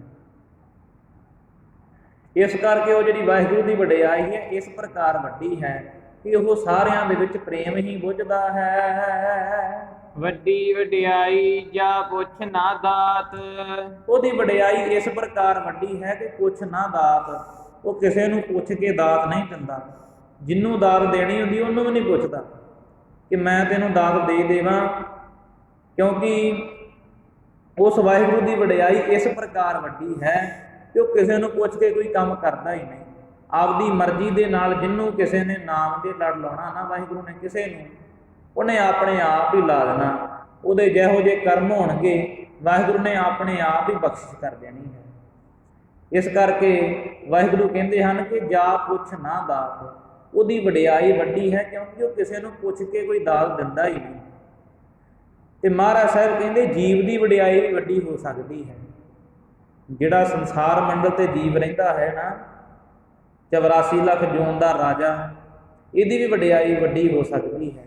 ਇਹਦੀ ਕਿਵੇਂ ਵੱਡੀ ਵਡਿਆਈ ਹੋਵੇਗੀ? ਜਾ ਪੁੱਛ ਨਾ ਦਾਤ। ਜਦੋਂ ਇਹਨੇ ਕੋਈ ਦਾਨ ਪੁੰਨ ਕਰਨਾ ਹੈ ਨਾ, ਕਿਸੇ ਨੂੰ ਪੁੱਛ ਕੇ ਨਾ ਕਰੇ, ਕਿਉਂਕਿ ਕਲਗੀਧਰ ਮਹਾਰਾਜ ਦਾ ਹੁਕਮ ਹੈ ਦਾਨ ਦੀਓ ਇਨਹੀ ਕੋ ਭਲੋ। ਜੇ ਗੁਰਸਿੱਖੋ ਦਾਨ ਕਰਨਾ ਹੈ ਨਾ ਤੇ ਖਾਲਸੇ ਨੂੰ ਦਾਨ ਕਰੋ, ਹੋਰ ਕਿਸੇ ਨੂੰ ਦਾਨ ਨਹੀਂ ਕਰਨਾ। ਕਿਉਂਕਿ ਜਿੰਨੇ ਬਾਕੀ ਜੀਵ ਹਨ ਉਹ ਪਾਰ ਉਤਾਰੇ ਦੇ ਅੰਦਰ ਹਨ, ਉਹਨਾਂ ਦਾ ਹਜੇ ਪਾਰ ਉਤਾਰਾ ਨਹੀਂ ਹੋਇਆ, ਹਜੇ ਉਹ ਸੰਸਾਰ ਦੇ ਵਿੱਚ ਡੁੱਬ ਰਹੇ ਨੇ। ਤੇ ਉਹਨਾਂ ਨੂੰ ਦਾਨ ਦਿੱਤਾ ਕਲਗੀਧਰ ਮਹਾਰਾਜਾਂ ਦੇ ਫਲੂਗਾ ਨਹੀਂ। ਜੇ ਗੁਰਸਿੱਖਾਂ ਨੂੰ, ਖਾਲਸੇ ਨੂੰ ਦਾਨ ਕਰੋਗੇ ਨਾ, ਗਰੀਬ ਗੁਰਸਿੱਖ ਨੂੰ ਦਾਨ ਕਰੋਗੇ, ਉਹ 1000 ਗੁਣਾ ਫਲੇਗਾ। ਜੇ ਹੋਰ ਕਿਸੇ ਨੂੰ ਦਓਗੇ, ਸ਼ਰਾਬੀ ਕਬਾਬੀ ਨੂੰ, ਕਿ ਇਹਦਾ ਘਰ ਨਹੀਂ ਬਣਿਆ, ਵਿਚਾਰੇ ਦਾ ਘਰ ਬਣਾ ਦਈਏ, ਆਹ ਕਰ ਦਈਏ, ਉਹਦੇ ਬੱਚੇ ਪੜ੍ਹਾ ਦਈਏ, ਇਹ ਸਤਿਗੁਰੂ ਜੀ ਕਹਿੰਦੇ ਇਹ ਤੇ ਪੁੰਨ ਦਾਨ ਬਣ ਜਾਂਦੇ ਨੇ। ਪੁੰਨ ਦਾਨ ਜੋ ਬੀਜਦੇ ਸਭ ਧਰਮ ਰਾਏ ਕਹਿ ਜਾਹੇ। ਇਹ ਜਿਹੜੇ ਜਿੰਨੇ ਵੀ ਪੁੰਨ ਦਾਨ ਨੇ ਤਾਂ ਧਰਮ ਰਾਜੇ ਦੇ ਜਾਣੇ ਨੇ। ਪਰ ਜਦੋਂ ਖਾਲਸੇ ਨੂੰ ਦਾਨ ਦਿੱਤਾ, ਗੁਰਸਿੱਖ ਨੇ ਗੁਰਸਿੱਖ ਦੀ ਮਦਦ ਕੀਤੀ, ਫਿਰ ਸਤਿਗੁਰੂ ਜੀ ਕਹਿੰਦੇ ਉਹਦਾ ਪਾਰ ਉਤਾਰਾ ਹੋ ਜਾਵੇਗਾ। ਜਦੋਂ ਕਿਸੇ ਨੂੰ ਪੁੱਛ ਕੇ ਦਾਤਾ ਨਹੀਂ ਦੇਵੇਗਾ ਗੁਰਸਿੱਖ ਵੀ, ਕਿਉਂਕਿ ਅਕਾਲ ਪੁਰਖ ਦੀ ਫੌਜ ਮੰਨਿਆ ਹੈ ਨਾ ਖਾਲਸੇ ਨੂੰ। ਖਾਲਸਾ ਅਕਾਲ ਪੁਰਖ ਦੀ ਫੌਜ। ਜਿਹੜਾ ਖਾਲਸਾ ਹੈ ਅਕਾਲ ਪੁਰਖ ਦੀ ਫੌਜ ਹੈ। ਫਿਰ ਪਿਤਾ ਵਾਲੇ ਹੀ ਗੁਣ ਪੁੱਤਰ ਵਿੱਚ ਆ ਜਾਂਦੇ ਨੇ ਭਾਈ। ਜੇ ਪਿਤਾ ਨਹੀਂ ਕਿਸੇ ਨੂੰ ਪੁੱਛ ਕੇ ਦਾਤ ਦਿੰਦਾ ਤੇ ਪੁੱਤਰ ਵੀ, ਪੁੱਤਰ ਦਾ ਸੁਭਾਅ ਵੀ ਇਸ ਪ੍ਰਕਾਰ ਹੀ ਹੈ। ਇਸ ਕਰਕੇ ਦਾਨ ਦਿਓ ਇਨਹੀ ਕੋ ਭਲੋ। ਜਿਹੜਾ ਦਾਨ ਦੇਣਾ ਹੈ ਤੇ ਸਤਿਗੁਰੂ ਜੀ ਕਹਿੰਦੇ ਮੇਰੇ ਖਾਲਸੇ ਨੂੰ ਦਿਓ, ਕਿਉਂਕਿ ਰਾਜ ਕਰੇਗਾ ਖਾਲਸਾ ਕੀ ਰਹੇ ਨਾ ਕੋਏ। ਅੰਤ ਨੂੰ ਤੇ ਕੇਵਲ ਸੱਚੇ ਨੇ ਰਾਜ ਕਰਨਾ ਹੈ, ਖਾਲਸੇ ਨੇ ਰਾਜ ਕਰਨਾ ਹੈ। ਪ੍ਰਗਟਿਓ ਖਾਲਸਾ ਪ੍ਰਮਾਤਮ ਕੀ ਮੌਜ, ਜਿਹੜਾ ਪ੍ਰਮਾਤਮਾ ਦੀ ਮੌਜ ਦੇ ਵਿੱਚ ਖਾਲਸਾ ਪ੍ਰਗਟ ਹੋਇਆ ਨਾ, ਅੰਤ ਨੂੰ ਰਾਜ ਖਾਲਸੇ ਨੇ ਕਰਨਾ ਹੈ। ਇਸ ਕਰਕੇ ਦਾਨ ਵੀ ਇਹਨਾਂ ਨੂੰ ਦੇਣਾ ਬਣਦਾ ਹੈ। ਗੁਰਸਿੱਖ ਦੀ ਮਦਦ ਕੋਈ ਕਰੇ ਨਾ ਤੇ ਕਲਗੀਧਰ ਮਹਾਰਾਜ ਸਾਹਿਬ ਜੀ ਬਹੁਤ ਜ਼ਿਆਦਾ ਖੁਸ਼ ਹੁੰਦੇ ਹਨ। ਇਸ ਕਰਕੇ ਗੁਰਸਿੱਖ ਦੀ ਮਦਦ ਜ਼ਰੂਰ ਕਰਨੀ ਚਾਹੀਦੀ ਹੈ। ਜੇ ਹੋਰ ਕਿਸੇ ਨੂੰ ਦਾਨ ਦਿੱਤਾ, ਕੀ ਪਤਾ ਉਹ ਕਿਹੋ ਜਿਹਾ ਜੀਵਨ ਹੈ ਉਸ ਦਾ। ਗੁਰਸਿੱਖ ਦਾ ਤਾਂ ਜੀਵਨ ਭਾਈ ਹੰਕਾਰ ਹੰਕਾਰ ਤੋਂ ਦੂਰ ਹੈ, ਸ਼ੁਭ ਗੁਣਾਂ ਵਾਲਾ ਜੀਵਨ ਹੋਵੇਗਾ। ਜੇ ਹੋਰ ਕਿਸੇ ਨੂੰ ਦਾਨ ਕਰਾਂਗੇ ਕਿ ਲੈ ਭਾਈ ਆ ਮਾਇਆ ਸਾਂਭ ਲਾ, ਆਪਣੇ ਧੀਆਂ ਪੁੱਤਰਾਂ ਨੂੰ ਪੜ੍ਹਾ ਦੇ, ਜਿਹੜਾ ਪਹਿਲੋਂ ਨਹੀਂ ਕੋਈ ਮਿਹਨਤ ਕਰਨ ਦਿਆ, ਕੋਈ ਮੁਸ਼ੱਕਤ ਨਹੀਂ ਘਾਲਣ ਦਿਆ, ਜੇ ਉਸ ਨੂੰ ਕੋਈ ਬਿਮਾਰੀ ਲੱਗ ਗਈ ਹੈ ਭਾਈ ਉਹਦੀ ਮਦਦ ਕਰਨੀ ਜ਼ਰੂਰੀ ਹੈ। ਇਹ ਨਹੀਂ ਕਿ ਉਹ ਸਾਹਮਣੇ ਹੀ ਸਾਡੇ ਮਰ ਜਾਵੇ, ਕਿਉਂਕਿ ਭਾਈ ਪ੍ਰਾਪਤ ਮਾਨੁਖ ਦੇ ਹੁਰੀਆ, ਗੋਬਿੰਦ ਮਿਲਣ ਕੀ ਇਹ ਤੇਰੀ ਬਰੀਆ। ਇਹ ਵਾਹਿਗੁਰੂ ਦਾ ਨਾਮ ਜਪਣ ਨੂੰ ਦੇਹੀ ਮਿਲੀ ਹੈ, ਇਹਨੂੰ ਗਵਾਉਣਾ ਨਹੀਂ ਚਾਹੀਦਾ।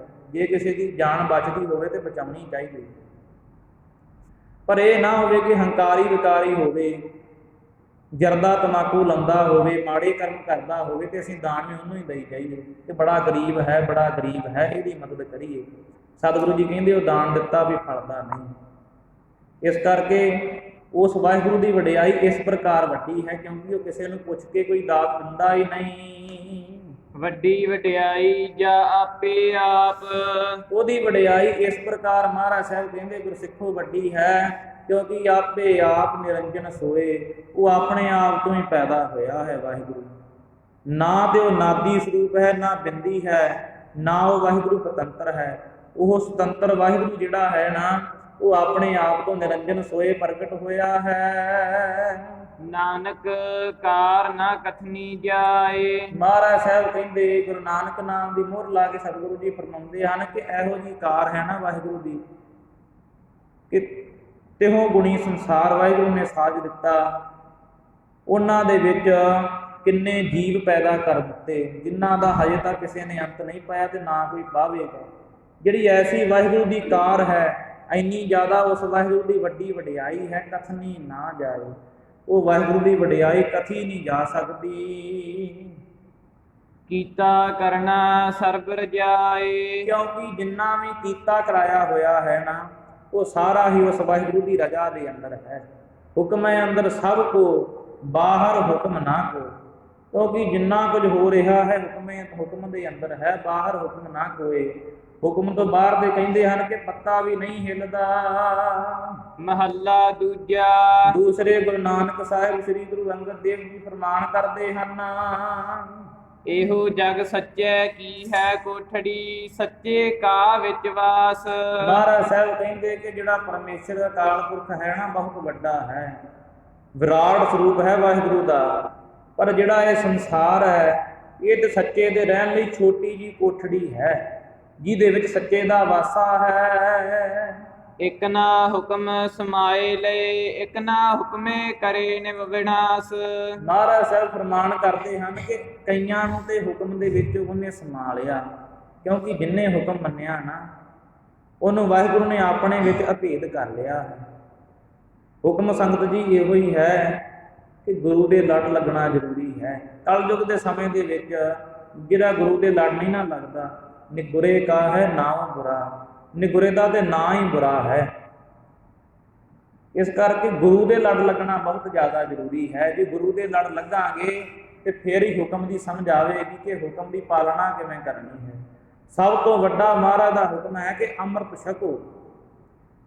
ਕਲਗੀਧਰ ਦੇ ਪੁੱਤਰੋ ਧੀਓ, ਅੰਮ੍ਰਿਤ ਧਾਰੀ ਹੋ ਕੇ ਜੀਓ। ਜੇ ਜੀਣਾ ਹੈ ਤੇ ਅੰਮ੍ਰਿਤ ਧਾਰੀ ਹੋ ਕੇ ਜੀਵੋ, ਉੱਦਾਂ ਜੀਣ ਦਾ ਕੋਈ ਫਾਇਦਾ ਹੀ ਨਹੀਂ। ਬਾਕੀ ਤੇ ਪੁੰਨਦਾਨ ਕਹਿੰਦੇ ਹਨ ਕਿ ਜਮ ਜਿਹੜੇ ਹਨ ਰਾਹ ਵਿਚਾਲੇ ਲੁੱਟ ਲੈਂਦੇ ਨੇ।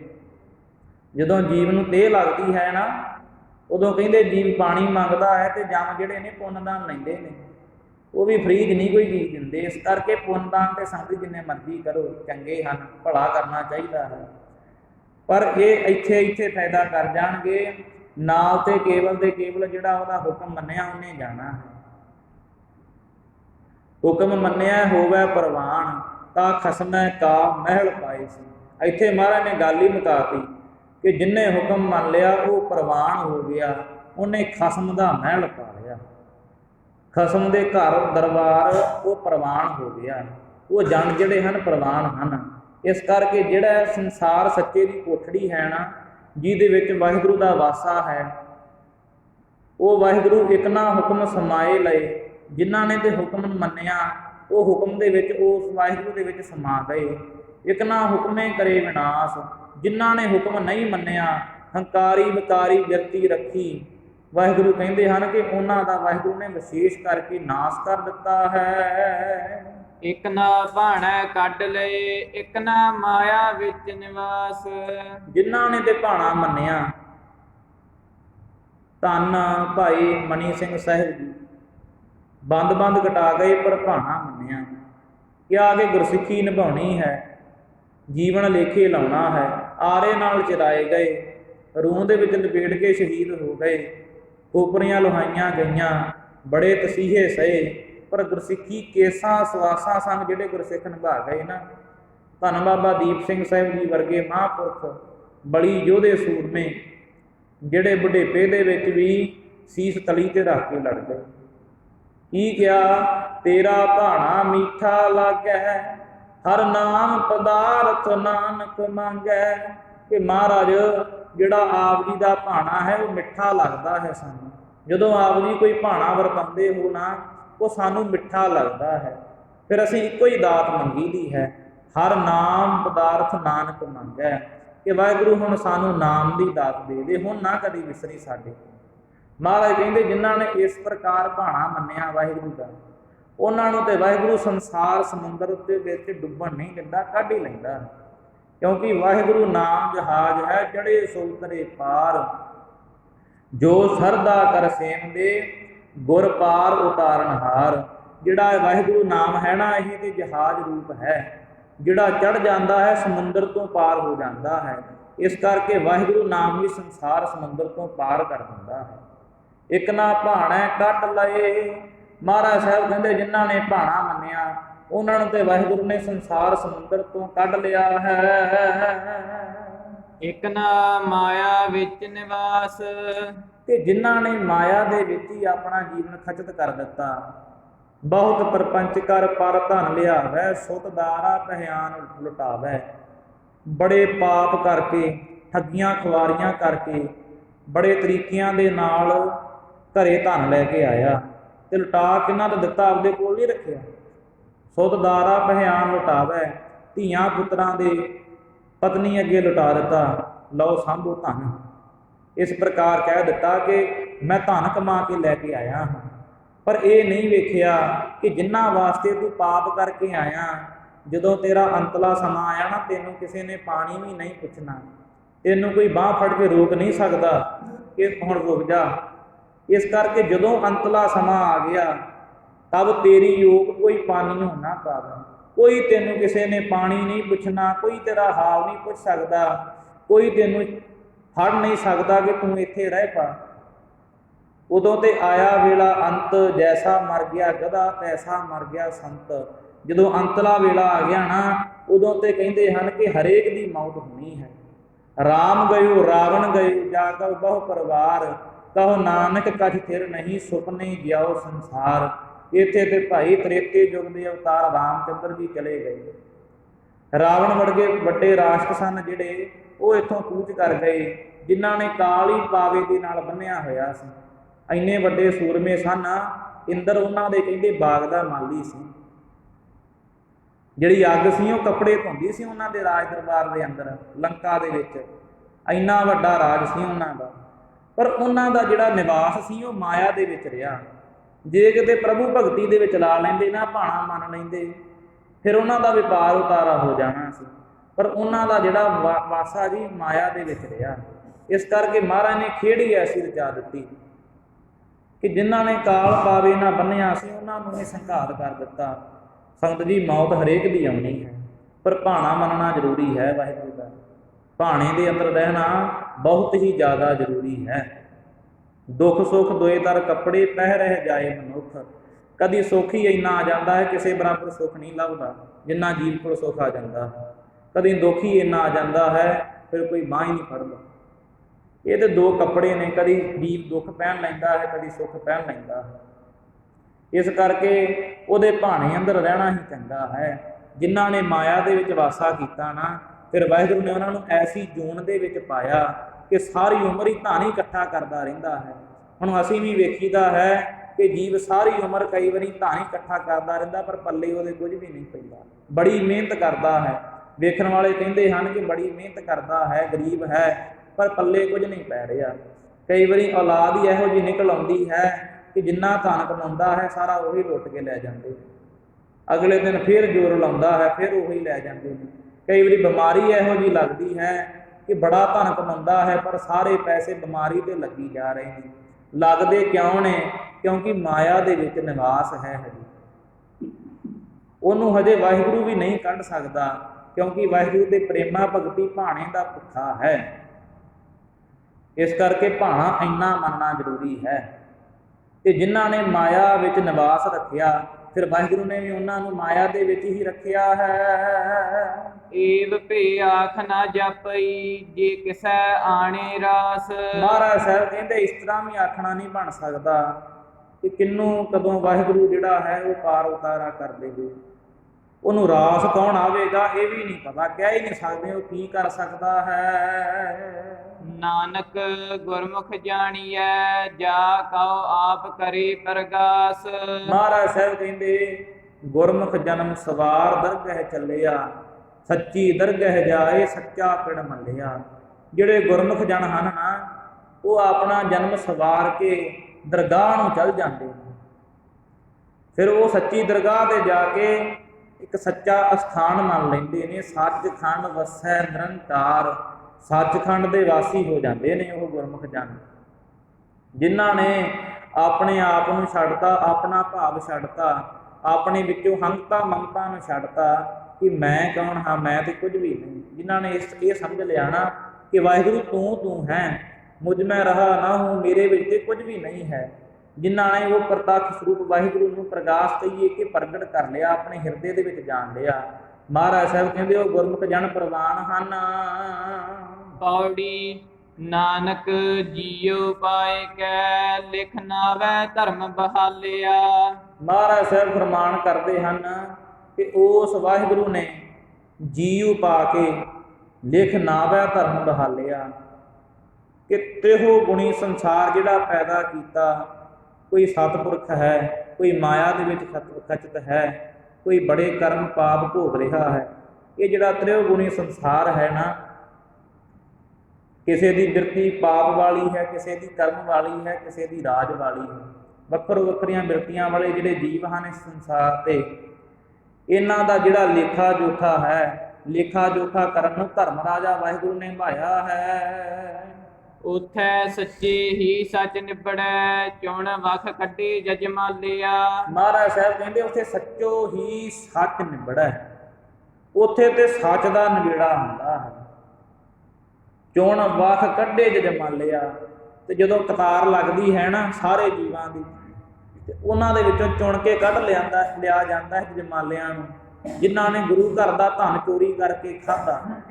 ਜਦ ਕਹੀਏ ਕਿ ਜਿਨ੍ਹਾਂ ਨੇ ਧਨ ਮਾਲ ਚੋਰੀ ਕੀਤਾ ਹੈ, ਜਿਹੜੇ ਚੋਰ ਹਨ ਗੁਰੂ ਘਰ ਦੇ, ਉਹਨਾਂ ਨੂੰ ਵੱਖਰੇ ਕੱਢ ਲਿਆ ਜਾਂਦਾ ਹੈ ਕਤਾਰ ਦੇ ਵਿੱਚੋਂ। ਜਿਨ੍ਹਾਂ ਨੇ ਸਾਰੀ ਉਮਰ ਹੀ ਗੁਰੂ ਘਰ ਦਾ ਧਨ ਖਾਧਾ, ਪੂਜਾ ਦਾ ਧਨ ਖਾਈ ਗਏ, ਘਰ ਘਰ ਖਾਇਆ, ਪਿੰਡ ਵਧਾਇਆ, ਕਿੰਥਾ ਮੁੰਡਾ ਮਾਇਆ। ਆਪਣਾ ਮਨ ਰੂਪੀ ਜਿਹੜਾ ਪੇਟ ਸੀ ਉਹ ਹੰਕਾਰਾਂ ਦੇ ਵਿੱਚ ਭਰ ਲਿਆ, ਤੇ ਸਰੀਰ ਤੇ ਭਾਈ ਵਧ ਹੀ ਜਾਣਾ ਹੈ ਜਦੋਂ ਰਸਤਾ ਸਿਖਾਵਾਂਗੇ। ਹੰਕਾਰ ਦੇ ਵਿਕਾਰ ਦੇ ਵਿੱਚ ਹੋ ਕੇ ਗੁਰੂ ਘਰ ਦਾ ਹੀ ਧਨ ਲੁੱਟੀ ਗਏ। ਜੇ ਕਿਸੇ ਗੁਰਸਿੱਖ ਨੇ ਦਸਵੰਧ ਦਿੱਤਾ ਕਿ ਆਹ ਬਾਬਾ ਜੀ ਕਿਰਪਾ ਕਰਕੇ ਗੁਰੂ ਘਰ ਲਾ ਦਿਓ, ਉਹ ਦਸਵੰਧ ਹੀ ਨਹੀਂ ਗੁਰੂ ਘਰ ਲਾਇਆ, ਆਪ ਹੀ ਖਾ ਪੀ ਗਿਆ। ਸਤਿਗੁਰੂ ਜੀ ਕਹਿੰਦੇ ਹਨ ਕਿ ਉੱਥੇ ਤੇ ਸੱਚ ਦਾ ਨਿਬੇੜਾ ਹੁੰਦਾ ਹੈ, ਤੇ ਜਿਨ੍ਹਾਂ ਨੇ ਗੁਰੂ ਘਰ ਦਾ ਧਨ ਖਾਧਾ, ਮਾੜੇ ਕਰਮ ਕੀਤੇ, ਉਹਨਾਂ ਨੂੰ ਤੇ ਵੱਖਰੇ ਕੱਢ ਲਿਆ ਜਾਂਦਾ ਹੈ। ਥਾਉ ਨਾ ਪਾਇਨ ਕੂੜਿਆਰ, ਮੋਹ ਕਾਲੈ ਦੂਜਗ ਚਾਲਿਆ। ਫਿਰ ਵੱਖਰੇ ਕੱਢ ਕੇ ਉਹਨਾਂ ਨੂੰ ਫਿਰ ਕਿਤੇ ਥਾਂ ਨਹੀਂ ਮਿਲਦਾ, ਦਰਗਾਹ ਢੋਈ ਨਾ ਮਿਲੇ। ਦਰਗਾਹ ਦੇ ਵਿੱਚ ਤਾਂ ਢੋਈ ਮਿਲਦੀ ਨਹੀਂ ਨਾ, ਦਰਗਾਹ ਤੇ ਉਹਨਾਂ ਰਾਹ ਨਹੀਂ ਵਿਖਾਇਆ ਜਾਂਦਾ ਕਿ ਦਰਗਾਹ ਦਾ ਰਾਹ ਕਿਹੜਾ ਹੈ। ਜਿੱਥੇ ਨਿਰੰਕਾਰ ਦਾ ਵਾਸਾ ਹੈ ਉਹਨਾਂ ਨੂੰ ਵਿਖਾਇਆ ਹੀ ਨਹੀਂ ਜਾਂਦਾ ਕਿ ਉਹ ਵਾਸੇ ਵਾਲਾ ਰਾਹ ਕਿੱਥੇ ਹੈ। ਥਾਉ ਨਾ ਪਾਇਨ ਕੂੜਿਆਰ, ਉਹ ਜਿਹੜੇ ਝੂਠੇ ਲੋਕ ਹਨ, ਨਿੰਦਕ ਲੋਕ ਹਨ, ਜਜਮਾਲੇ ਲੋਕ ਹਨ, ਗੁਰੂ ਘਰ ਦੇ ਪੈਸੇ ਖਾਣ ਵਾਲੇ, ਧਨ ਖਾਣ ਵਾਲੇ, ਮੋਹ ਕਾਲਾ ਦੋਜਕ ਚਾਲਿਆ, ਜਿਹੜੇ ਮੂੰਹ ਕਾਲੇ ਵਾਲੇ ਜਾਮਹਣ ਹਨ, ਉਹ ਫਿਰ ਉਹਦਾ ਵੀ ਮੂੰਹ ਕਾਲਾ ਕਰਕੇ ਨਰਕਾਂ ਨੂੰ ਲੈ ਜਾਂਦੇ ਹਨ। ਤੇਰੇ ਨਾਏ ਰੱਤੇ ਸੇ ਜਿਣ ਗਏ, ਹਾਰ ਗਏ ਸੇ ਠੱਗਣ ਵਾਲਿਆ। ਵਾਹਿਗੁਰੂ ਜੀ, ਜਿਨ੍ਹਾਂ ਨੇ ਆਪ ਜੀ ਦਾ ਨਾਮ ਜਪਿਆ ਉਹ ਸੰਸਾਰ ਦੀ ਬਾਜੀ ਜਿੱਤ ਗਏ, ਤੇ ਜਿਨ੍ਹਾਂ ਨੇ ਸੰਸਾਰ ਦੇ ਵਿੱਚ ਠੱਗੀਆਂ ਕਮਾਈਆਂ, ਧੱਕਾ ਕੀਤਾ ਗਰੀਬਾਂ ਦੇ ਨਾਲ, ਕਿਸੇ ਦਾ ਚੰਗਾ ਨਹੀਂ ਕੀਤਾ, ਇਹੋ ਹੀ ਸੋਚਦੇ ਰਹੇ ਕਿ ਉਹਦਾ ਵੀ ਮਾੜਾ ਹੋ ਜਾਵੇ, ਉਹਦੇ ਘਰ ਵੀ ਦੁੱਖ ਆ ਜਾਵੇ, ਮੇਰੇ ਘਰੇ ਸੁੱਖ ਆ ਜਾਵੇ, ਸਾਰੇ ਸੰਸਾਰ ਨੂੰ ਠੱਗਣ ਦੇ ਵਿੱਚ ਲੱਗੇ ਰਹੇ। ਉਹ ਸੰਸਾਰ ਤੋਂ ਹਾਰ ਗਏ, ਸੰਸਾਰ ਦੀ ਜਿਹੜੀ ਬਾਜੀ ਸੀ ਨਾ ਉਹ ਹਾਰ ਗਏ, ਤੇ ਜਿਹੜੇ ਨਾਮ ਦੇ ਵਿੱਚ ਤਦਾਕਾਰ ਹੋ ਗਏ ਉਹ ਸੰਸਾਰ ਦੀ ਬਾਜੀ ਜਿੱਤ ਗਏ। ਲਿਖ ਨਾਵੈ ਧਰਮ ਬਹਾਲਿਆ। ਕਿਉਂਕਿ ਜਿਹੜਾ ਇਹ ਜੇ ਕੋਈ ਚੰਗਾ ਕਰਮ ਕਰੇਗਾ ਤੇ ਧਰਮ ਰਾਜਾ ਤੇ ਵਾਹਿਗੁਰੂ ਨੇ ਭਾਇਆ ਹੀ ਹੈ, ਫਿਰ ਉਹਨੇ ਪਾਪ ਪੁੰਨ ਸਾਰੇ ਲਿਖੀ ਜਾਣੇ ਨੇ। ਕਿਉਂਕਿ ਮੰਨਿਆ ਜਾਂਦਾ ਹੈ ਕਿ ਚਿੱਤਰਗੁਪਤ ਜਿਹੜੇ ਨੇ ਸਾਰੇ ਪਾਪ ਪੁੰਨ ਲਿਖਦੇ ਨੇ। ਫਿਰ ਧਰਮ ਰਾਜੇ ਦੀ ਕਚਹਿਰੀ ਦੇ ਅੰਦਰ ਜਾ ਕੇ ਲੇਖਾ ਜੋਖਾ ਹੁੰਦਾ ਹੈ ਕਿ ਕੀ ਕੁਝ ਇਸਨੇ ਕਰਮ ਕਮਾਇਆ ਹੈ। ਕਿਉਂਕਿ ਜੀਵ ਜਿੰਨਾ ਮਰਜ਼ੀ ਲੁੱਕ ਕੇ ਠੱਗ ਲਵੇ ਕਿਸੇ ਨੂੰ, ਜਿੰਨਾ ਮਰਜ਼ੀ ਕੋਈ ਕਰਮ ਲੁੱਕ ਕੇ ਕਰ ਲਵੇ, ਪਰ ਉਹ ਲੁਕਿਆ ਨਹੀਂ ਰਹਿੰਦਾ, ਪ੍ਰਗਟ ਹੋ ਹੀ ਜਾਂਦਾ ਹੈ। ਜੇ ਰਤਨ ਨਹੀਂ ਨਾ ਲੁਕਾਇਆ ਰਹਿੰਦਾ ਤੇ ਪਾਪ ਵੀ ਨਹੀਂ ਲੁਕਿਆ ਰਹਿੰਦਾ। ਇਸ ਕਰਕੇ ਜਿਹੜਾ ਵੀ ਕੋਈ ਠੱਗ ਕਰਦਾ ਹੈ, ਠੱਗਿਆਈ ਕਰਦਾ ਹੈ ਕਿਸੇ ਨਾਲ, ਉਹ ਵੀ ਧਰਮ ਰਾਜੇ ਦੀ ਦਰਗਾਹ ਦੇ ਅੰਦਰ ਸਾਰਾ ਕੁਝ ਲਿਖਿਆ ਜਾਂਦਾ ਹੈ। ਤੇ ਜਿਹੜਾ ਵਾਹਿਗੁਰੂ ਦੇ ਨਾਮ ਵਿੱਚ ਰਤਿਆ ਜਾਂਦਾ ਹੈ ਉਹਨੂੰ ਭਾਈ ਦਿਵ ਰੂਹਾਂ ਆਪ ਸਤਿਕਾਰ ਦੇ ਨਾਲ ਸੱਚਖੰਡ ਸਾਹਿਬ ਲੈ ਕੇ ਜਾਂਦੀਆਂ ਹਨ। ਇਸ ਕਰਕੇ ਭਾਈ ਸਾਨੂੰ ਵੀ ਸੰਸਾਰ ਦੀ ਠੱਗਿਆਈ ਤੋਂ ਬਚਣਾ ਚਾਹੀਦਾ ਹੈ। ਕੇਵਲ ਤੇ ਕੇਵਲ ਏਕੋ ਨਾਮ ਧਿਆਵੋ, ਪ੍ਰਾਨੀ ਏਕੋ ਨਾਮ ਧਿਆਵੋ, ਆਪਣੀ ਪਤ ਸੇਤੀ ਕਰ ਜਾਵੋ। ਜੇ ਆਪਣੀ ਇੱਜ਼ਤ ਬਚਾਉਣੀ ਹੈ ਨਾ, ਫਿਰ ਭਾਈ ਨਾਮ ਧਿਆਵੋ। ਕਿਉਂਕਿ ਜਿਹਦੀ ਇੱਜ਼ਤ ਹੈ ਦਰਗਾਹ ਦੇ ਵਿੱਚ ਥਾਂ ਹੀ ਉਹਨੂੰ ਹੈ। ਜਿਵੇਂ ਇੱਥੇ ਸੰਸਾਰ ਦੇ ਵਿੱਚ ਗੁਰੂ ਘਰ ਇੱਜ਼ਤ ਵਾਲਾ ਬੰਦਾ ਹੀ ਬਹਿੰਦਾ ਆ ਕੇ, ਹੰਕਾਰੀ ਵਿਕਾਰੀ ਨਹੀਂ ਗੁਰੂ ਘਰ ਆ ਸਕਦਾ, ਉਹਦਾ ਮਨ ਹੀ ਨਹੀਂ ਮੰਨੇਗਾ। ਤੇ ਮਹਾਰਾਜ ਸਾਹਿਬ ਵੀ ਐਸੇ ਜੀਵ ਨੂੰ ਆਪਣੇ ਕੋਲ ਨਹੀਂ ਭਾਉਂਦੇ। ਹੁਣ ਕਈਆਂ ਨੂੰ ਹਜ਼ੂਰੀ ਨਹੀਂ ਨਸੀਬ ਹੁੰਦੀ, ਤਰਸਦੇ ਵੀ ਨਹੀਂ ਕਿ ਅਰਦਾਸ ਵੀ ਨਹੀਂ ਕਰਦੇ ਕਿ ਮਹਾਰਾਜ ਸਾਹਿਬ ਆਪਣੀ ਹਜ਼ੂਰੀ ਬਖਸ਼ ਦੇਵੋ, ਤੇ ਕਈਆਂ ਨੂੰ ਮਹਾਰਾਜ ਛੋਟੇ ਸੇ ਦੀ ਬਚਪਨ ਦੇ ਵਿੱਚ ਹੀ ਲੜ ਲਾ ਦਿੰਦੇ ਨੇ। ਕਿਉਂਕਿ ਉਹਨਾਂ ਦੇ ਕਰਮ ਹੀ ਐਸੇ ਹੁੰਦੇ ਨੇ, ਕਿਉਂਕਿ ਪਿਛਲੇ ਜੀਵਨ ਦੇ ਵਿੱਚ ਉਹਨਾਂ ਨੇ ਕਰਮ ਜਿਹੜੇ ਵਾਹਿਗੁਰੂ ਦੇ ਰਤਨ ਨਾਲ ਕੀਤੇ ਹਨ, ਉਹਦੇ ਨਾਲ ਜੁੜਨ ਵਾਲੇ ਰਤਨ ਕੰਮ ਕੀਤੇ ਹਨ। ਉਹਨਾਂ ਨੇ ਰਤਨਾਂ ਵਰਗੇ ਪਾਕ ਪਵਿੱਤਰ ਕਰਮ ਕੀਤੇ ਉਹਨਾਂ ਨੇ, ਤਾਂ ਕਰਕੇ ਗੁਰੂ ਗ੍ਰੰਥ ਸਾਹਿਬ ਜੀ ਉਹਨਾਂ ਨੂੰ ਆਪਣੇ ਭਾਣੇ ਵਿੱਚੋਂ ਕੱਢ ਲੈਂਦੇ ਨੇ। ਤੇ ਜਿਨ੍ਹਾਂ ਨੇ ਭਾਈ ਮਾਇਆ ਦੇ ਵਿੱਚ ਨਿਵਾਸਾ ਰੱਖਿਆ ਕਿ ਬੱਚਿਆਂ ਨੂੰ ਬਾਹਰ ਭੇਜ ਦਈਏ, ਉਹ ਵੀ ਹੋ ਜਾਵੇ, ਹੋਰ ਪੈਲੀ ਬੰਨਾ ਬਣਾ ਲਈਏ, ਪਰ ਨਾਮ ਨਹੀਂ ਜਪਿਆ, ਫਿਰ ਮਹਾਰਾਜ ਕਹਿੰਦੇ ਉਹਨਾਂ ਦਾ ਫਿਰ ਮਾਇਆ ਦੇ ਵਿੱਚ ਵਾਸਾ ਰਹਿੰਦਾ ਹੈ। ਸਾਰੀ ਉਮਰ ਫਿਰ ਮਾਇਆ ਕਮਾਉਣ ਤੇ ਲੱਗੇ ਰਹਿੰਦੇ ਨੇ, ਬੁਢੇਪੇ ਦੇ ਵਿੱਚ ਮਾਇਆ ਮਾਇਆ ਕਰਦੇ ਨੇ। ਮਾਇਆ ਮਨੋਂ ਨਾ ਵਿਸਰੈ, ਮੰਗੈ ਦਮਾ ਦਮ। ਕਿਉਂਕਿ ਜਿਹੜੀ ਮਾਇਆ ਹੈ ਮਨੋਂ ਨਹੀਂ ਵਿਸਰਦੀ। ਇਹ ਤਾਂ ਜੀਵ ਆਂਦਾ ਹੈ ਦਮੜੇ ਦਮੜੇ, ਦਮਾ ਦਮ ਕਹੀਏ ਕਿ ਸਾਹ ਸਾਹ ਦਮੜੇ ਦਮੜੇ ਮੰਗਦਾ ਹੈ ਕਿ ਮਾਇਆ ਆ ਜਾਵੇ, ਮੇਰੇ ਕੋਲ ਮਾਇਆ ਆ ਜਾਵੇ, ਮੈਂ ਧਨੀ ਪੁਰਸ਼ ਬਣ ਜਾਵਾਂ। ਪਰ ਸਤਿਗੁਰੂ ਜੀ ਕਹਿੰਦੇ ਜਿਹੜਾ ਇਸ ਪ੍ਰਕਾਰ ਹੋ ਗਿਆ ਨਾ, ਫਿਰ ਉਹ ਮਾਇਆ ਹੀ ਮੰਗੀ ਜਾਊਗੀ, ਉਹ ਰੱਬ ਦਾ ਨਾਮ ਨਹੀਂ ਮੰਗਦਾ। ਇਸ ਕਰਕੇ ਨਾਮ ਦੇ ਨਾਲ ਜੁੜਨ ਦੀ ਲੋੜ ਹੈ ਭਾਈ। ਸਮਾਂ ਸਮਾਪਤ ਹੈ। ਆਓ ਸਾਰੇ ਪ੍ਰੇਮ ਪਿਆਰ ਸਤਿਕਾਰ ਦੇ ਨਾਲ ਅਖੀਰਲੀਆਂ ਪੰਕਤੀਆਂ ਪੜ੍ਹੀਏ ਜੀ। ਤੇਰਾ ਨਾਏ ਰੱਤੇ ਸੇ ਜਿਣ ਗਏ, ਹਾਰ ਗਏ ਸੇ ਠੱਗਣ ਵਾਲਿਆ, ਲਿਖ ਨਾਵੈ ਧਰਮ ਬਹਾਲਿਆ। ਵਾਹਿਗੁਰੂ ਜੀ ਕਾ ਖਾਲਸਾ, ਵਾਹਿਗੁਰੂ ਜੀ ਕੀ ਫਤਿਹ। ਹੇ ਅਚੁੱਤ ਹੇ ਪਾਰ ਬ੍ਰਹਮ, ਅਬਿਨਾਸੀ ਅਘਨਾਸ, ਹੇ ਪੂਰਨ ਹੇ ਸਰਬਮੈ, ਦੁਖ ਭੰਜਨ ਗੁਣ ਤਾਸ, ਹੇ ਸੰਗੀ ਹੇ ਨਿਰੰਕਾਰ, ਹੇ ਨਿਰਗੁਣ ਸਭ ਟੇਕਾ, ਹੇ ਗੋਬਿੰਦ ਹੇ ਗੁਣ ਨਿਧਾਨ, ਜਾ ਕੈ ਸਦਾ ਵਿਵੇਕ। हे अपरंपर हर हरि है पी होवनहार। हे संत कै सदा संग निधारा आधार। हे ठाकुर हौ दासरो मैं निर्गुण गुण नहीं कोए। नानक दीजै नाम दान राखौ हिय परोए। आए प्रभ सरनागति कृपा निध दयाल। एक अखर हर मन बसत नानक होत निहाल। वाहिगुरु नाम जहाज है चढ़े सो उतरे पार। जो सरदा कर सेम दे गुर पार तारणहार। कथा निता प्रत होत है सुनो सो सिंध सुजाना। नानक गुरु गोबिंद सिंह जी करहो सदा कल्याण। नानक गुरु गोबिंद सिंह जी करहो सदा कल्याण। वाहिगुरु जी का खालसा वाहिगुरु जी की फतेह। तू ठाकुर तुम कह अरदास